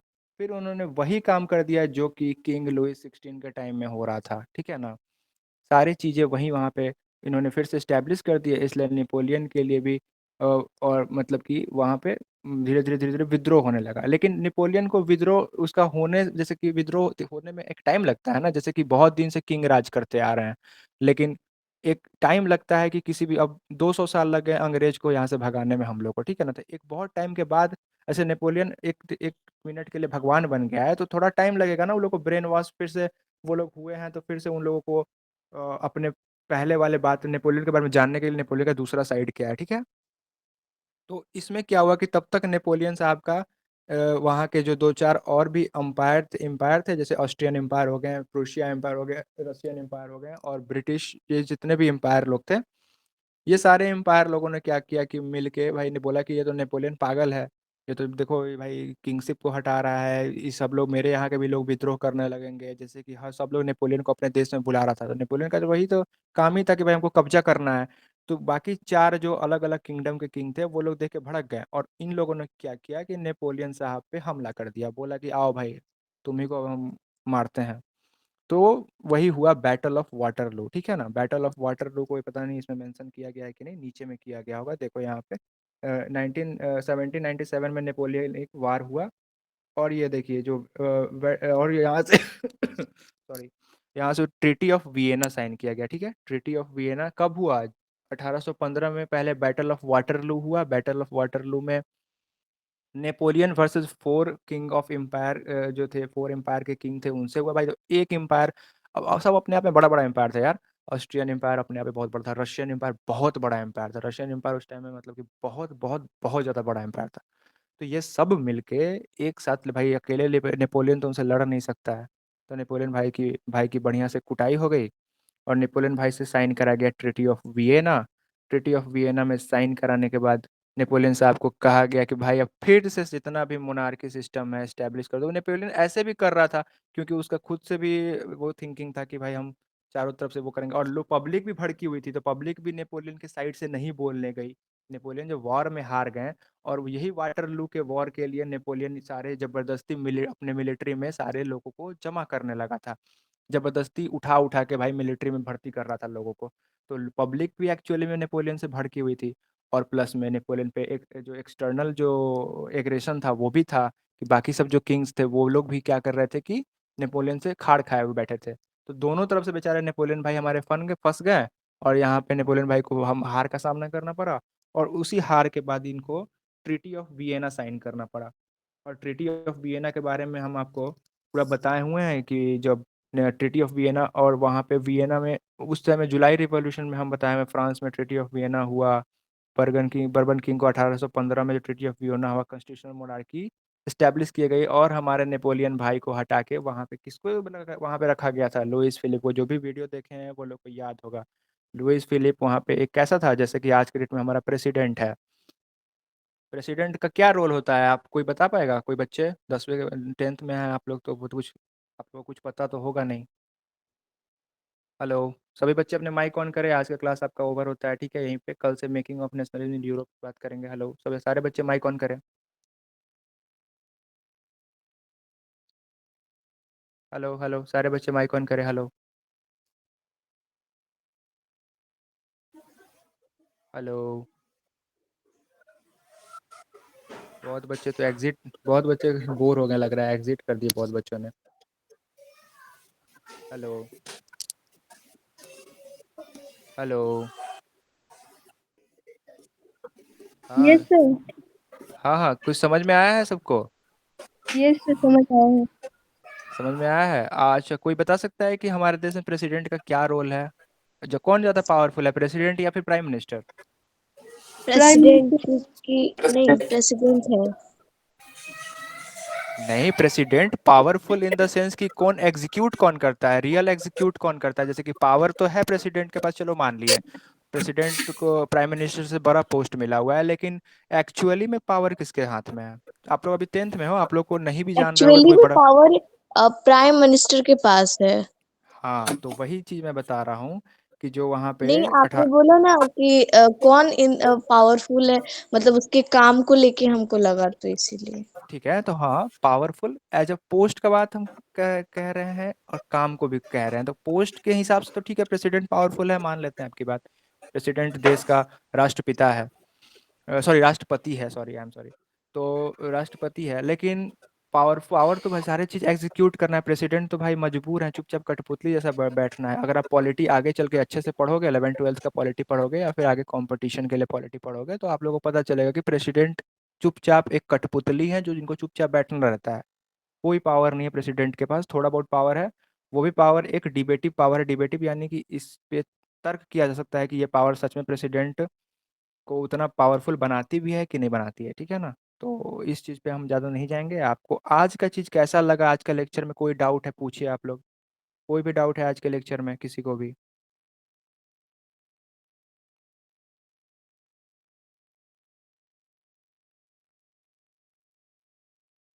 तो दो ही बच्चे हैं, बाकी सब तो चले गए ना। पता नहीं, सब हैं, हम में दो ही दिख रहे हैं। हम्म।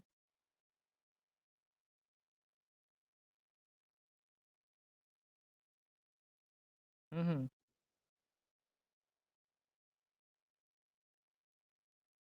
जो बच्चे शुरू से जो जो बच्चे हाँ शुरू से सारे बच्चे जो बच्चे शुरू से अपना क्लास स्टार्ट किए हुए हैं ना, शुरू से मतलब सॉरी क्लास ज्वाइन किए हुए हैं शुरू से, वो बच्चे माइक ऑन करेंगे, वो बच्चे का माइक ऑन करेंगे, उनसे इंटरेक्शन चाहिए मुझे।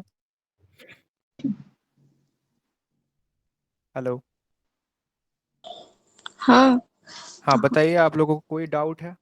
क्या डाउट है आप लोगों को, जल्दी बोलिए। नहीं भैया, कुछ डाउट नहीं है। समझ में आया है कुछ?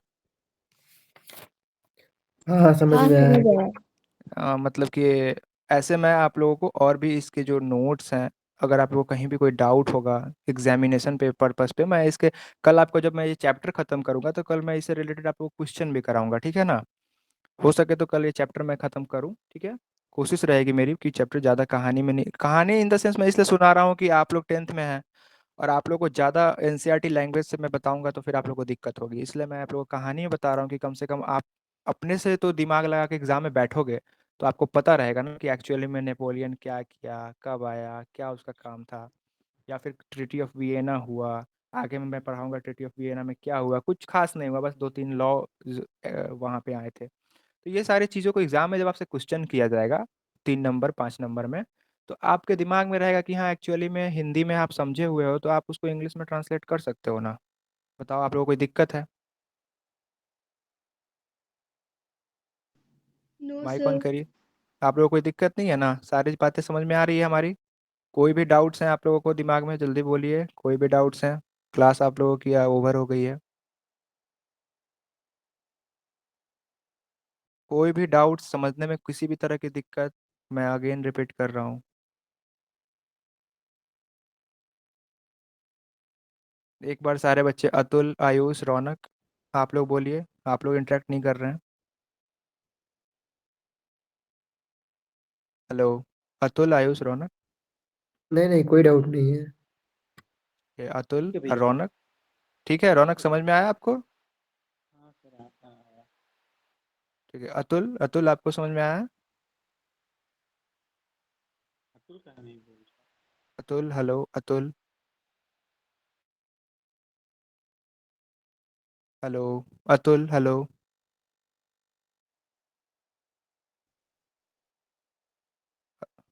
अभी वेट करना है क्या?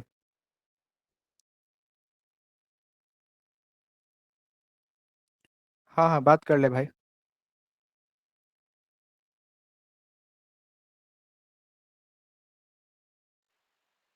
हाँ भैया। हाँ भैया बोलिए।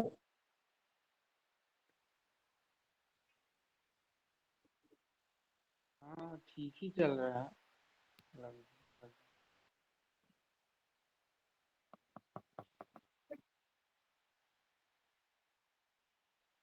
हाँ। नहीं।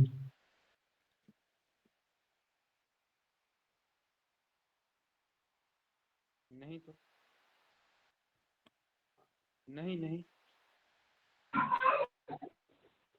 अभी ये बायो बायो, हाँ हेरिडिटी वाला।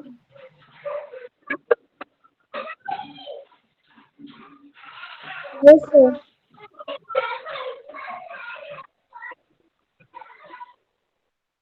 यस सर, समझ आया।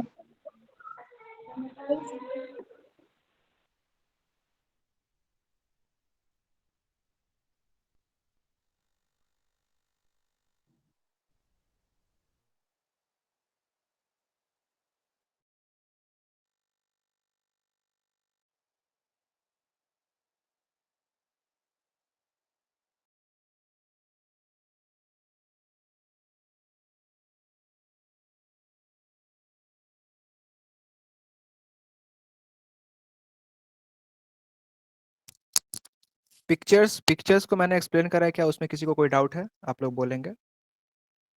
नो भैया। उस पिक्चर में मैंने जो बताया था कि वो सारे लोग जा रहे हैं और बगल में जितना कूड़ा कचरा पड़ा है वो किसका है? मोनार्कियल कूड़ा कचरा है। किंग्स के सारे जितने किंग्स के जो टोपी है ना होते हैं ना, वो किंग्स के जो क्राउन होते हैं, टोपी बोल रहा हूँ, क्राउन।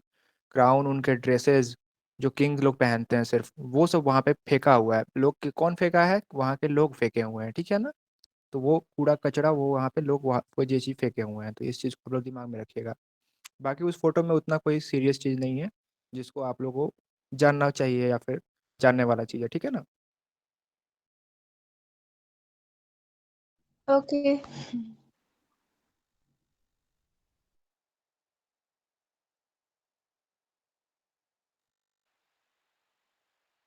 नहीं भैया, आज ही मूवी देखने गए। पुष्पा 2 पुष्पा टू। हॉल में, हॉल हॉल में, में। हॉल में। तू हॉल ही गए थे?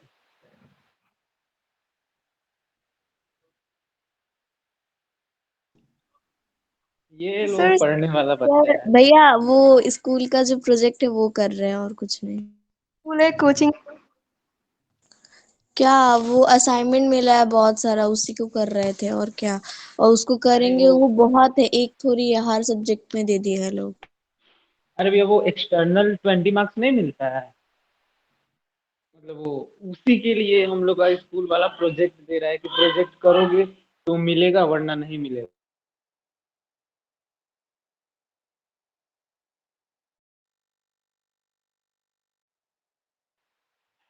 हाँ हाँ।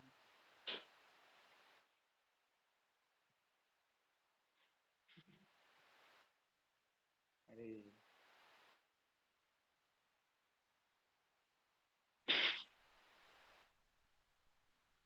हाँ हाँ। हाँ जी भैया, वो हमारे यहाँ करेगा भी ही। हुआ था। हाँ, सोडियम ब्लास्ट।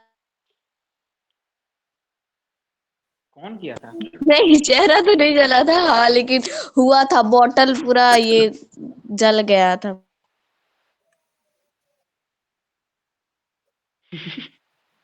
सर्जरी करा के।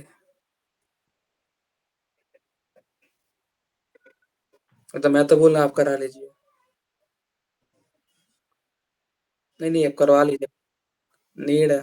अब अब जानते हैं मेरे घर का हालत।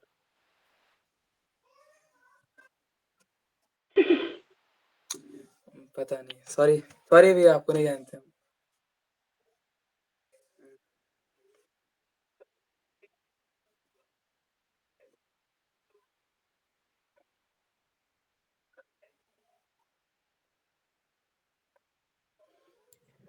ये वाला मस्त। Rational number.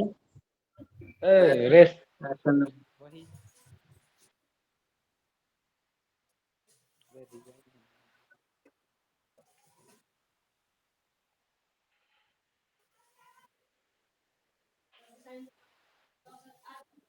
वो सेशन कौन लेगा भैया?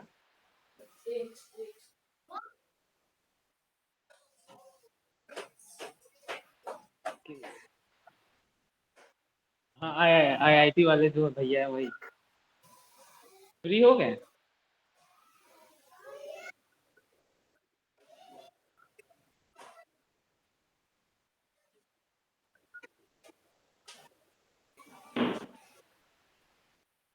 हाँ वही ना।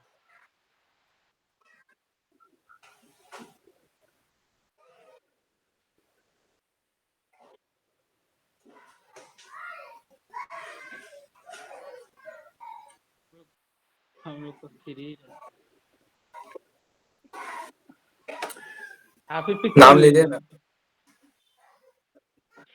नहीं, मेरे को क्या पॉइंट करके बात हुई, कोई बात नहीं हुआ। हाँ। क्या ऐसे तो अगर ऐसे क्या छुट्टी था तो क्या हुआ? छुट्टी था तो हम आज उठे हैं 10 बजे। हर दिन कैसा स्कूल के तो वैसे ही कितना 6 बजे उठ सा 6 नहीं 7 बजे उठता हूँ। रेडी होकर स्कूल जाता हूँ, स्कूल से आता हूँ 3:30 तक। 3 3:30, हाँ। 3:30 तक आता हूँ। 6:30। फिर क्या वही फिर से रात 4:30 से ट्यूशन रहता है, 6 वही 5:30-6 बजे तक। उसके बाद अगर आपका क्लास रहता है तो वो कर लेता हूँ, या फिर मैं मंडराता हूँ बाहर 1 घंटे 2 घंटे। हाँ बताइए। हाँ हाँ हाँ।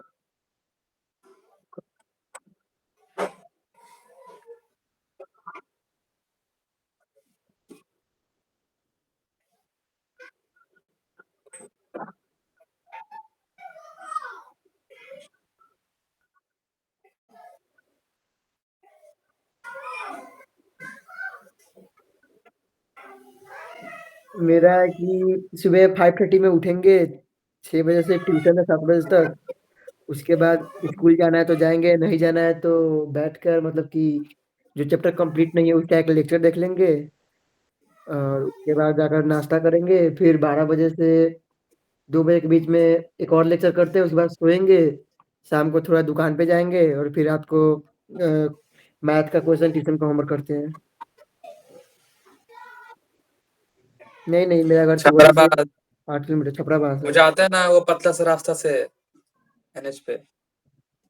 हाँ हाँ भैया। ये उधर के बगल में रहती है।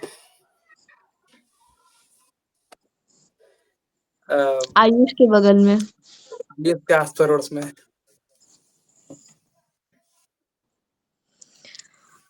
अम, क्या मतलब, स्कूल से आते हैं फिर जाते हैं तो 3:30 तक, मतलब 3:30 तो घर पहुंचते हैं। फिर उसके बाद से 4 से लेके 5 बजे तक ट्यूशन होता है। उसके बाद अगर पढ़ने का मन हो तो पढ़ते हैं, वरना ऐसे ही कुछ 1-2 क्वेश्चन करेंगे, उसके बाद सो जाएंगे। नहीं, पढ़ने के बट मन 1-2 क्वेश्चन से कर लेते हैं, मन खुश हो जाता है, सो जाते हैं।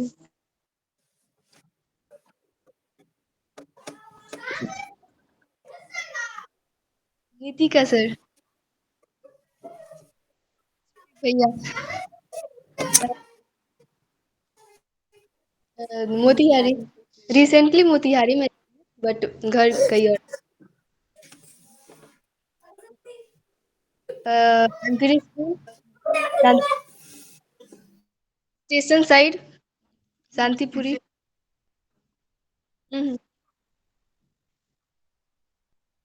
हम्म, पता नहीं, उतना नहीं पता लोकेशन। अमर रिजॉर्ट के पास में। जानपुर।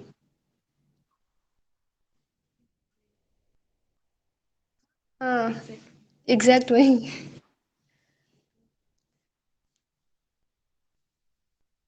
हम्म, कुछ खास नहीं। 8:30 से 5 बजे उठते हैं। उसके बाद 8:30 से हम लोग का स्कूल। हम्म, हाँ, उसके बाद 8:30 से क्लास करते, मीन्स स्कूल जाते हैं। स्कूल में 4 बजे ही पढ़ाई होता है आजकल, हाफ डे हो गया है। 12 बजे क्लास 10th का बस छुट्टी हो जाता है। घर पे आते हैं, खाना खाते हैं, 1 बज जाता है। 1 बजने के बाद क्वेश्चंस बनाते हैं। उसके बाद 2:30 से हम लोग यहाँ से कोचिंग निकलते हैं। कोचिंग जाने के बाद 5:30 में घर। 5:30 के बाद फिर कुछ खाना खाएंगे या थोड़ा सा टहलेंगे। उसके बाद 6 बजे से एक क्या नाम है, एक MKD स्कूल के कुछ टीचर्स हैं, वो ऑनलाइन क्लास कराते हैं। फिर 6 से 7। उसके बाद 7 से आपका क्लास होता है, 7 बजे 8 बजे से वो करते हैं। आपका क्लास करेंगे, फिर अभय बैच का क्लास करेंगे। अभय बैच का क्लास करने के बाद 11 बज जाएगा। 11 बजने के बाद अपना सेट बनाएंगे और कुछ होमवर्क करना रहता है, तो 2-3 बजे तक खत्म हो जाता है। अरे नहीं, मतलब वो रूटीन है, टाइम हो गया है।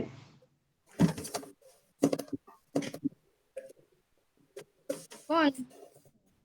क्या लगता है? नहीं। जो बोल रही है उसको छोड़ के बाकी सब एक साथ है। कौन? के जी। हाँ।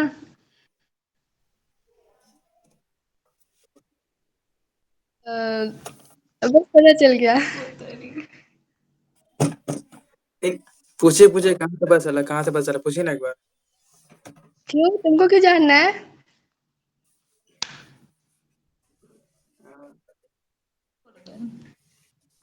हाँ भैया, हाँ।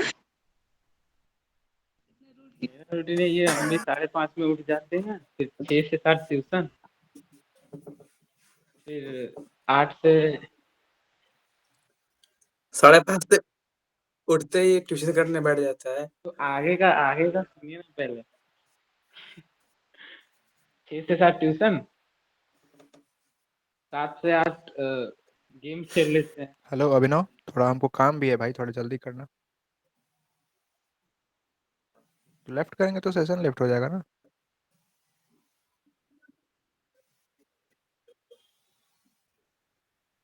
कर ले हम लेफ्ट।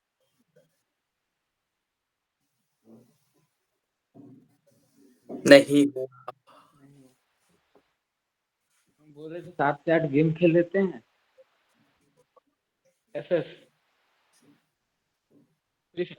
हाँ हाँ हाँ। फिर उसके बाद वही 9 से लेकर 10 बजे, 9 से 10 के बीच में खाना वगैरह होता है। या 12 बजे से लेक्चर वगैरह देख लेते हैं, तो एक एक्सक्यूज दो मी, बज जाता है उसमें ही। क्लास लीव कर दे बिकॉज क्लास होने वाला है मेरा।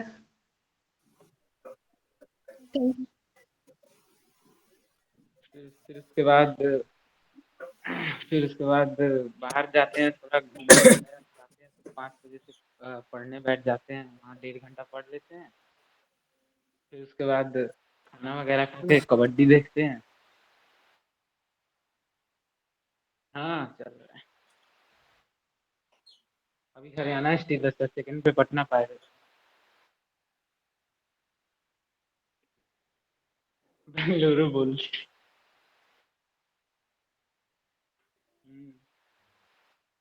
फिर उसके बाद वही आपका जो रोज क्लास होता है लर्निंग पे, वो कर लेते हैं। और उसके बाद फिर वही 1 घंटा और पढ़ के सो जाते हैं। 11 बजे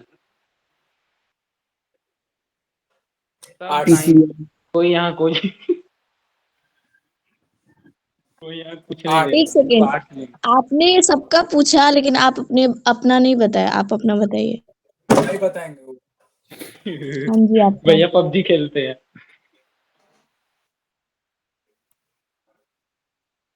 अरे सेम सेम।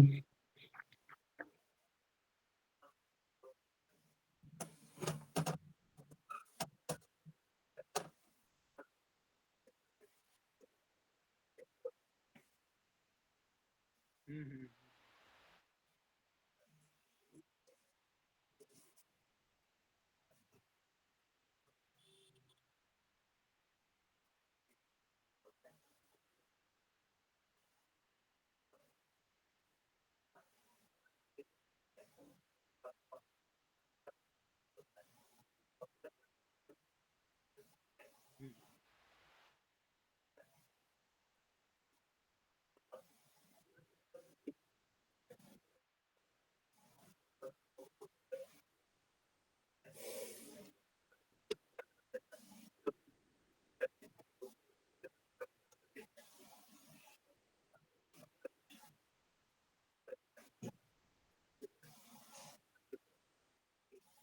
सोते कितना बजे है आप भैया, तो इसी बताइएगा।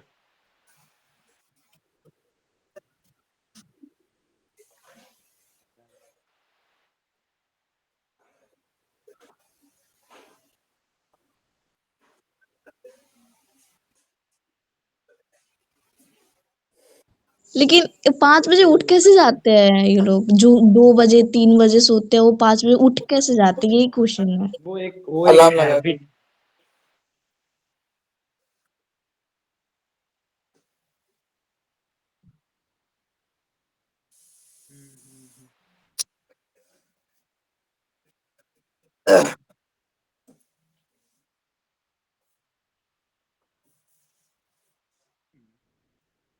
सुने हैं बट अभी ध्यान में नहीं आ रहा, मतलब कब आर्मी वगैरह से रिलेटेड है क्या?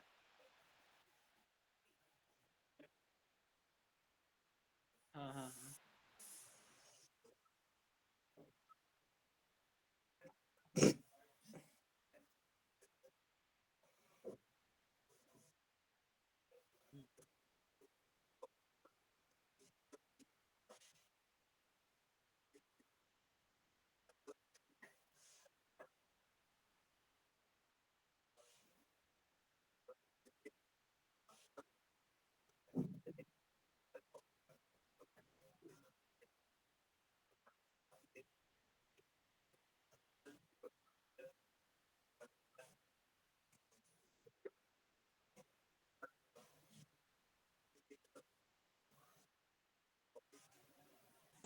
आपका ये यूपीएससी का फर्स्ट अटेम्प्ट है?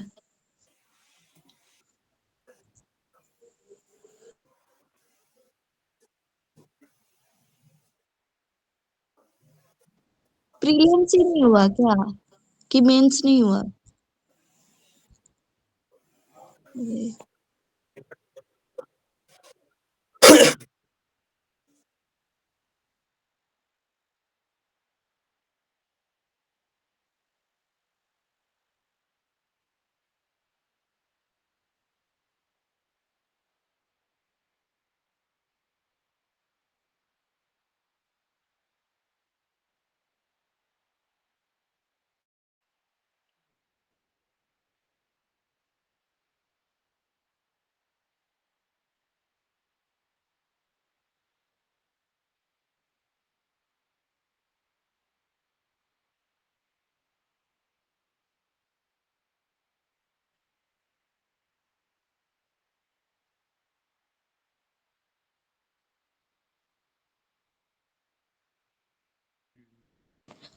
प्रीलिम्स में भी नेगेटिव मार्किंग होते हैं क्या? कि हमको लगा था मेंस में ही होते हैं बस। प्रीलिम्स में ओएमआर रहता है इसलिए।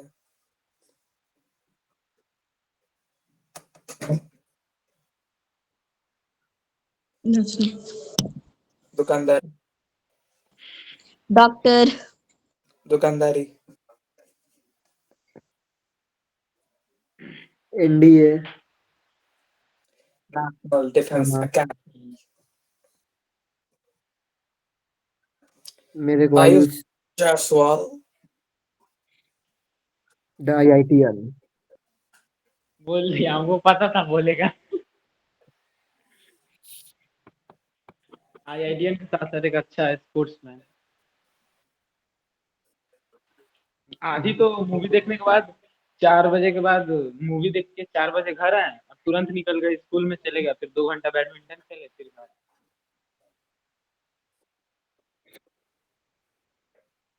लगभग तो सब पसंद है, लेकिन इस तरह देखा जाए तो बैडमिंटन एंड क्रिकेट।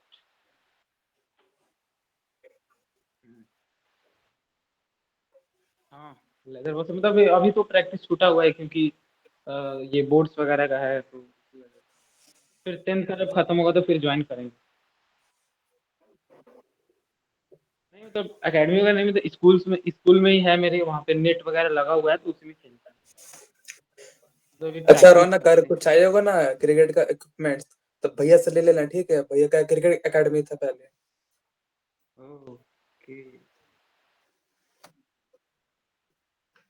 वाह, नाइस, नाइस, नाइस। अभी अभी तो कल मेरा मैच है, वो हैंडबॉल का मैच है। ऐसे हम सारा गेम खेलते हैं, नॉर्मली सारा गेम खेल लेते हैं। तो कल हैंडबॉल का मैच है, मोतिहारी का और बेतिया का।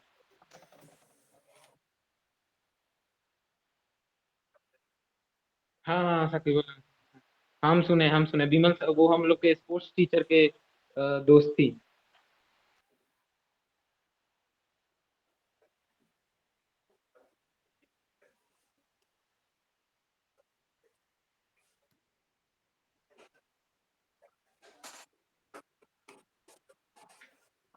अभी भी आपका क्लब है क्या?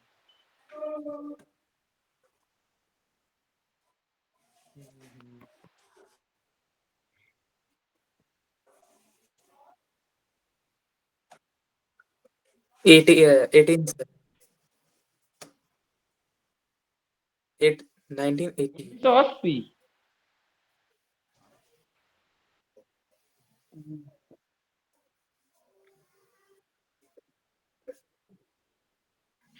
हाँ हाँ, पोछा मारना दुकान में, यस।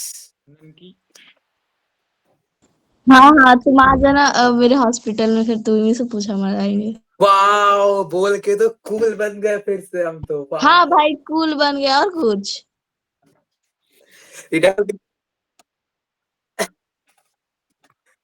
यस यस यस, ये डॉक्टर मुस्कान मुस्कान गुप्ता। कौन है? मुस्कान गुप्ता? अतुल कुमार की बहन। वो एमबीबीएस करती है क्या? हम्म। अच्छा, कर चुकी है। कि नहीं है, कर चुकी है, हाँ। और शशांक शेखर भैया एमबीबीएस कर रहे हैं या कर चुके हैं?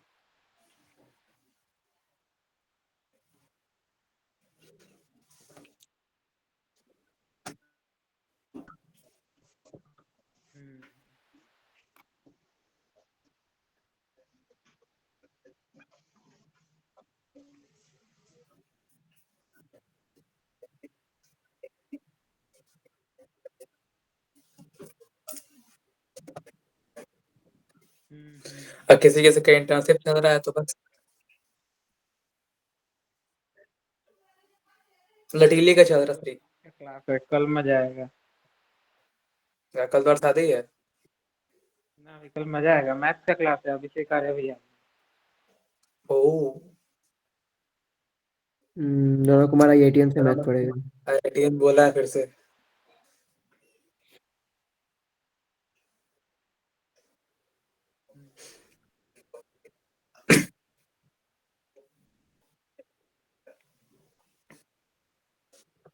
हम्म।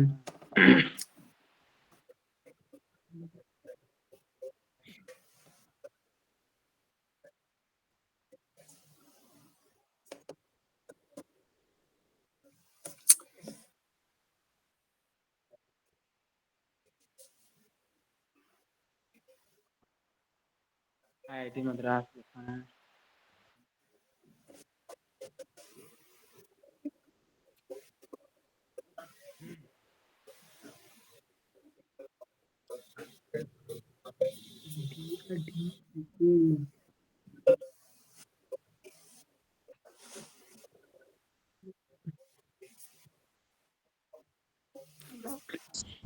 पहले प्रोजेक्ट कर ले, उसके बाद कुछ भी।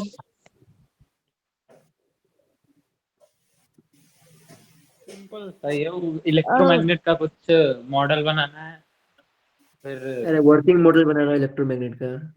वही। अरे नहीं, उसमें ना बहुत सारा चीजें पहले प्रैक्टिकल बनाना है, और मैम ने कुछ बताया नहीं था कि पहले से करना है फिर नहीं करना है। वो एंड टाइम पे बोल रही है तुमको करना है।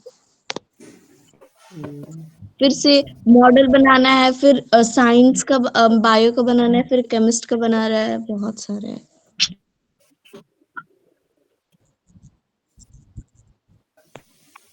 क्या करके बैठा आपने है? सुना होगा।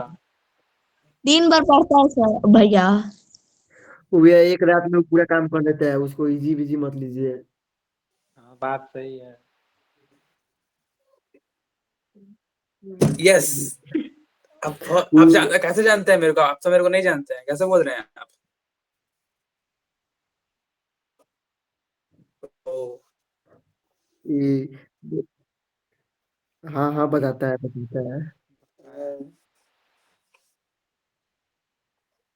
ओह, hmm. Oh my cool god. बनने के लिए, हाँ कूल बनने के लिए करेगा ही। ओह माय गॉड, फिर कूल बन गई। नहीं, तुम फ्लेक्स मार के कूल बन रहा है ना। ओह माय गॉड, फिर से कैसे कूल बन गई। अतुल जाओ जाओ नकली बंद करो। जाओ, मैसेज आया होगा, जाओ जल्दी।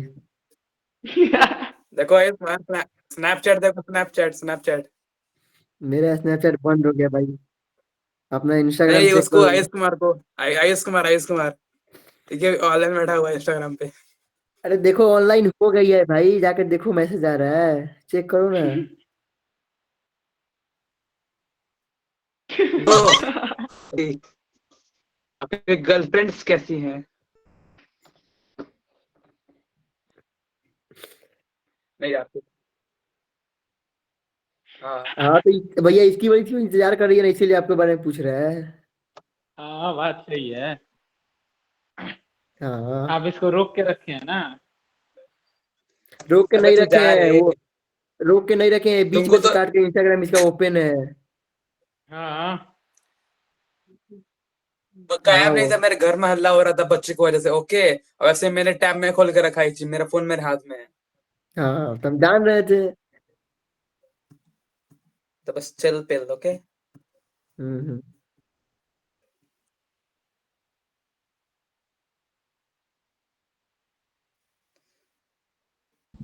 ऑनेस्टली हमको ये क्लास उतना अच्छा नहीं लगा।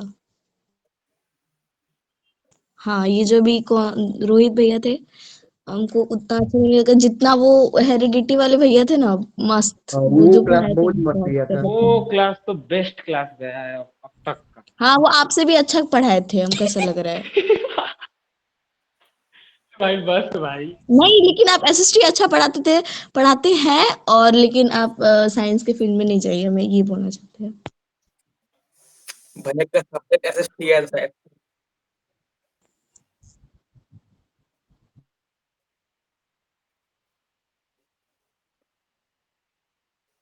हम्म। भैया के टाइम में ना सीजीपी चलता था, सीजीपी।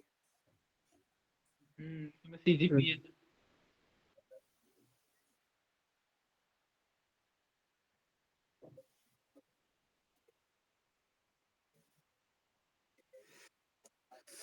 डीएवी के बच्चे हैं ना। हम लोग का एग्जाम उसी में पढ़ने वाला है।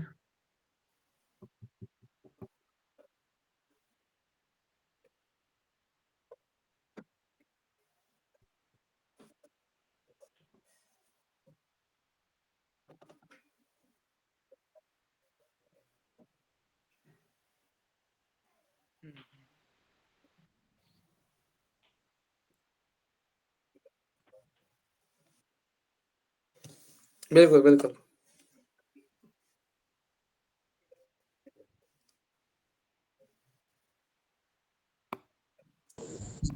हाँ।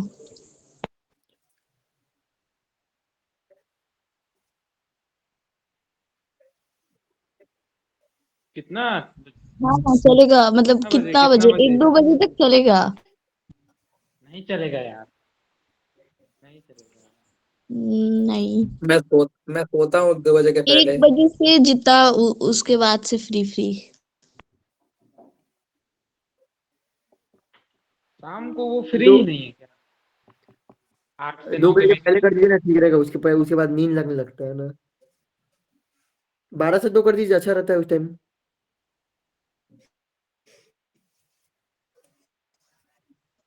ठीक। मेरा लग जाएगा फिर। मैच हम 8 ही बजे से निकल जाएंगे यहाँ। मैच चलेगा लगभग जब तक चले। अच्छा हम देखेंगे, हम उधर ही ज्वाइन कर लेंगे, क्या करना है, बैठे रहेंगे उधर ही ज्वाइन कर लेंगे। बात खत्म।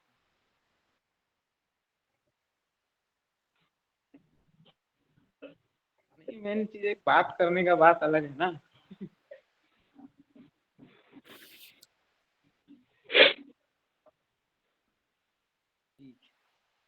बट हम कल ट्राई कर लेंगे ज्वाइन करने का। टाइमिंग आप मतलब बता दीजिएगा एक बार। आईटीएम से सेशन चाहिए। ग्रुप में और वो मैसेज। उत्कर्ष भैया का भी, जो प्रोफेसर है ना,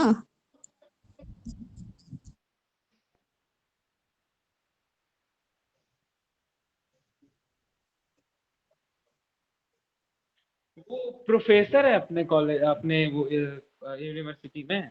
किस सब्जेक्ट के प्रोफेसर है वो? साइंस। मुझको लगा ही था।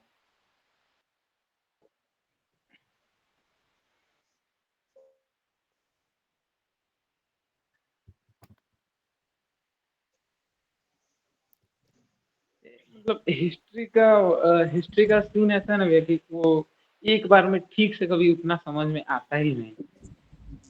नहीं, यहाँ पे ना हमको ऐसा लगा कि वो एक बात को बहुत रिपीट कर रहे थे, बहुत रिपीट करते, वो बहुत ये हो जा रहा था, फिर उसमें मन ही नहीं लग रहा था, एकदम फ्लो फ्लो में जाते हैं ना वैसे ही।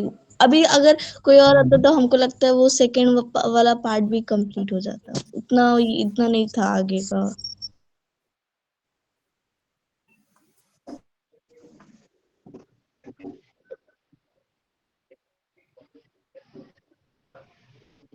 हाँ हाँ, ऐसे नहीं कर सकते हैं, वही वही तो मैं बोल रहा हूँ। हाँ।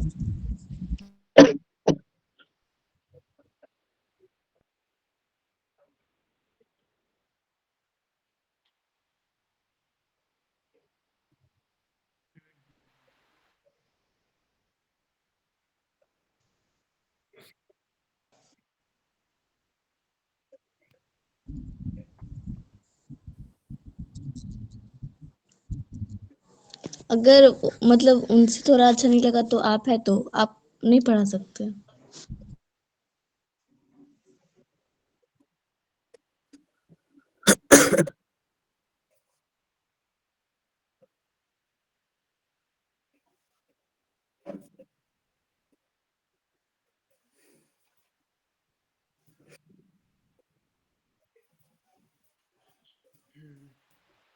एक क्लास से थोड़ी हम लोग किसी को भी जज कर सकते हैं, ऐसा नहीं, कुछ ऐसे नहीं। ये तो हम कहाँ हम लोग जज भी कर शायद रहे हैं, कुछ बोले हम तो बोले हमको अच्छा नहीं लगा बस। हो गया, मारपीट नहीं करना है, हो गया। अतुल तुम अपना काम करो।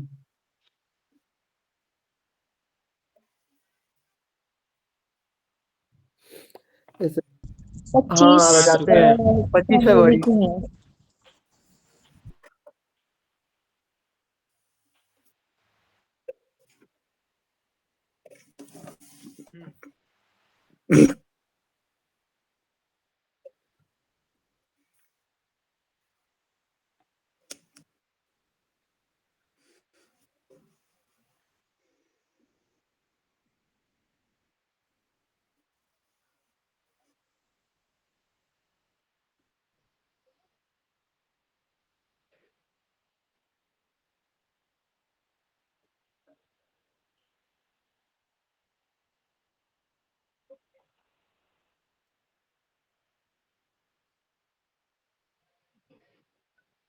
हम्म,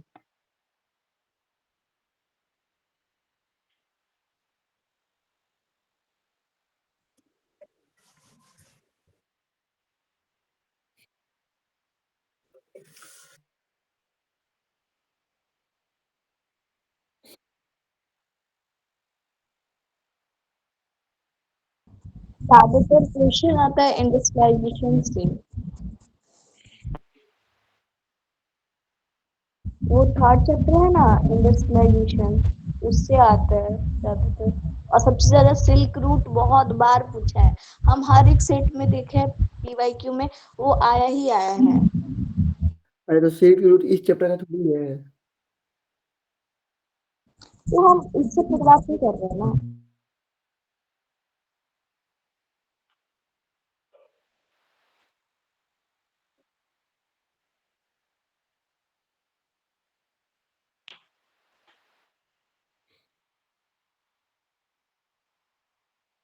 हाँ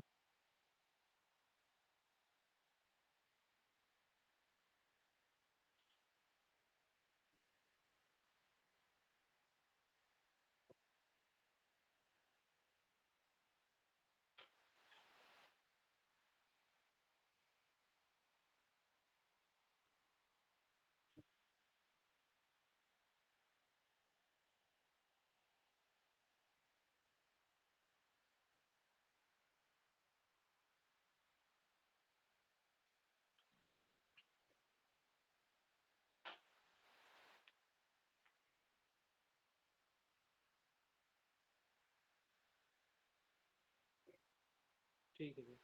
ठीक है। ओके।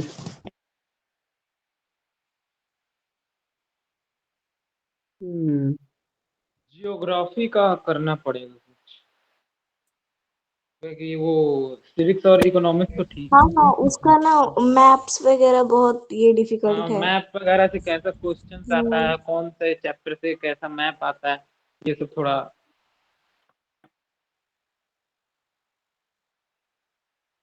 हाँ हाँ हाँ हाँ। हाँ वो उसका हाँ ये गेम तो खेले हुए हैं लोग। हाँ गेम हाँ। में मतलब उसको हमारे एक टीचर थे ना, इतना हम लोग को वो गेम का प्रैक्टिस करवा दिए हैं, हम लोग भूल ही नहीं सकते हैं।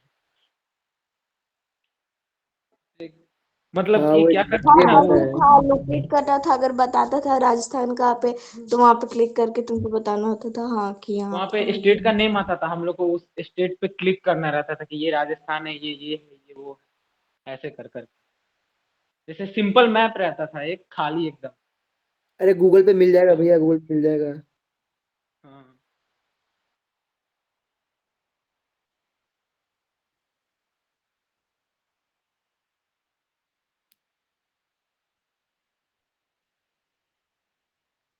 हाँ, सिविक्स इकोनॉमिक्स का उतना टेंशन नहीं है। हाँ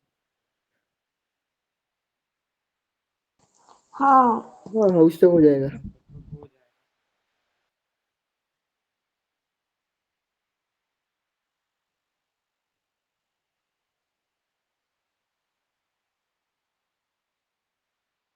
ठीक है भैया।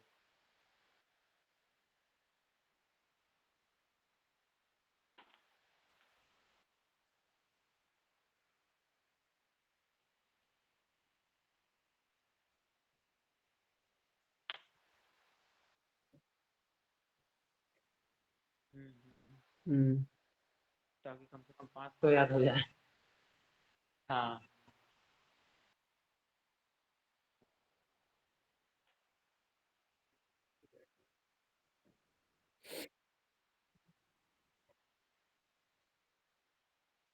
Bye bye. ठीक है भैया, बाय, थैंक यू भैया।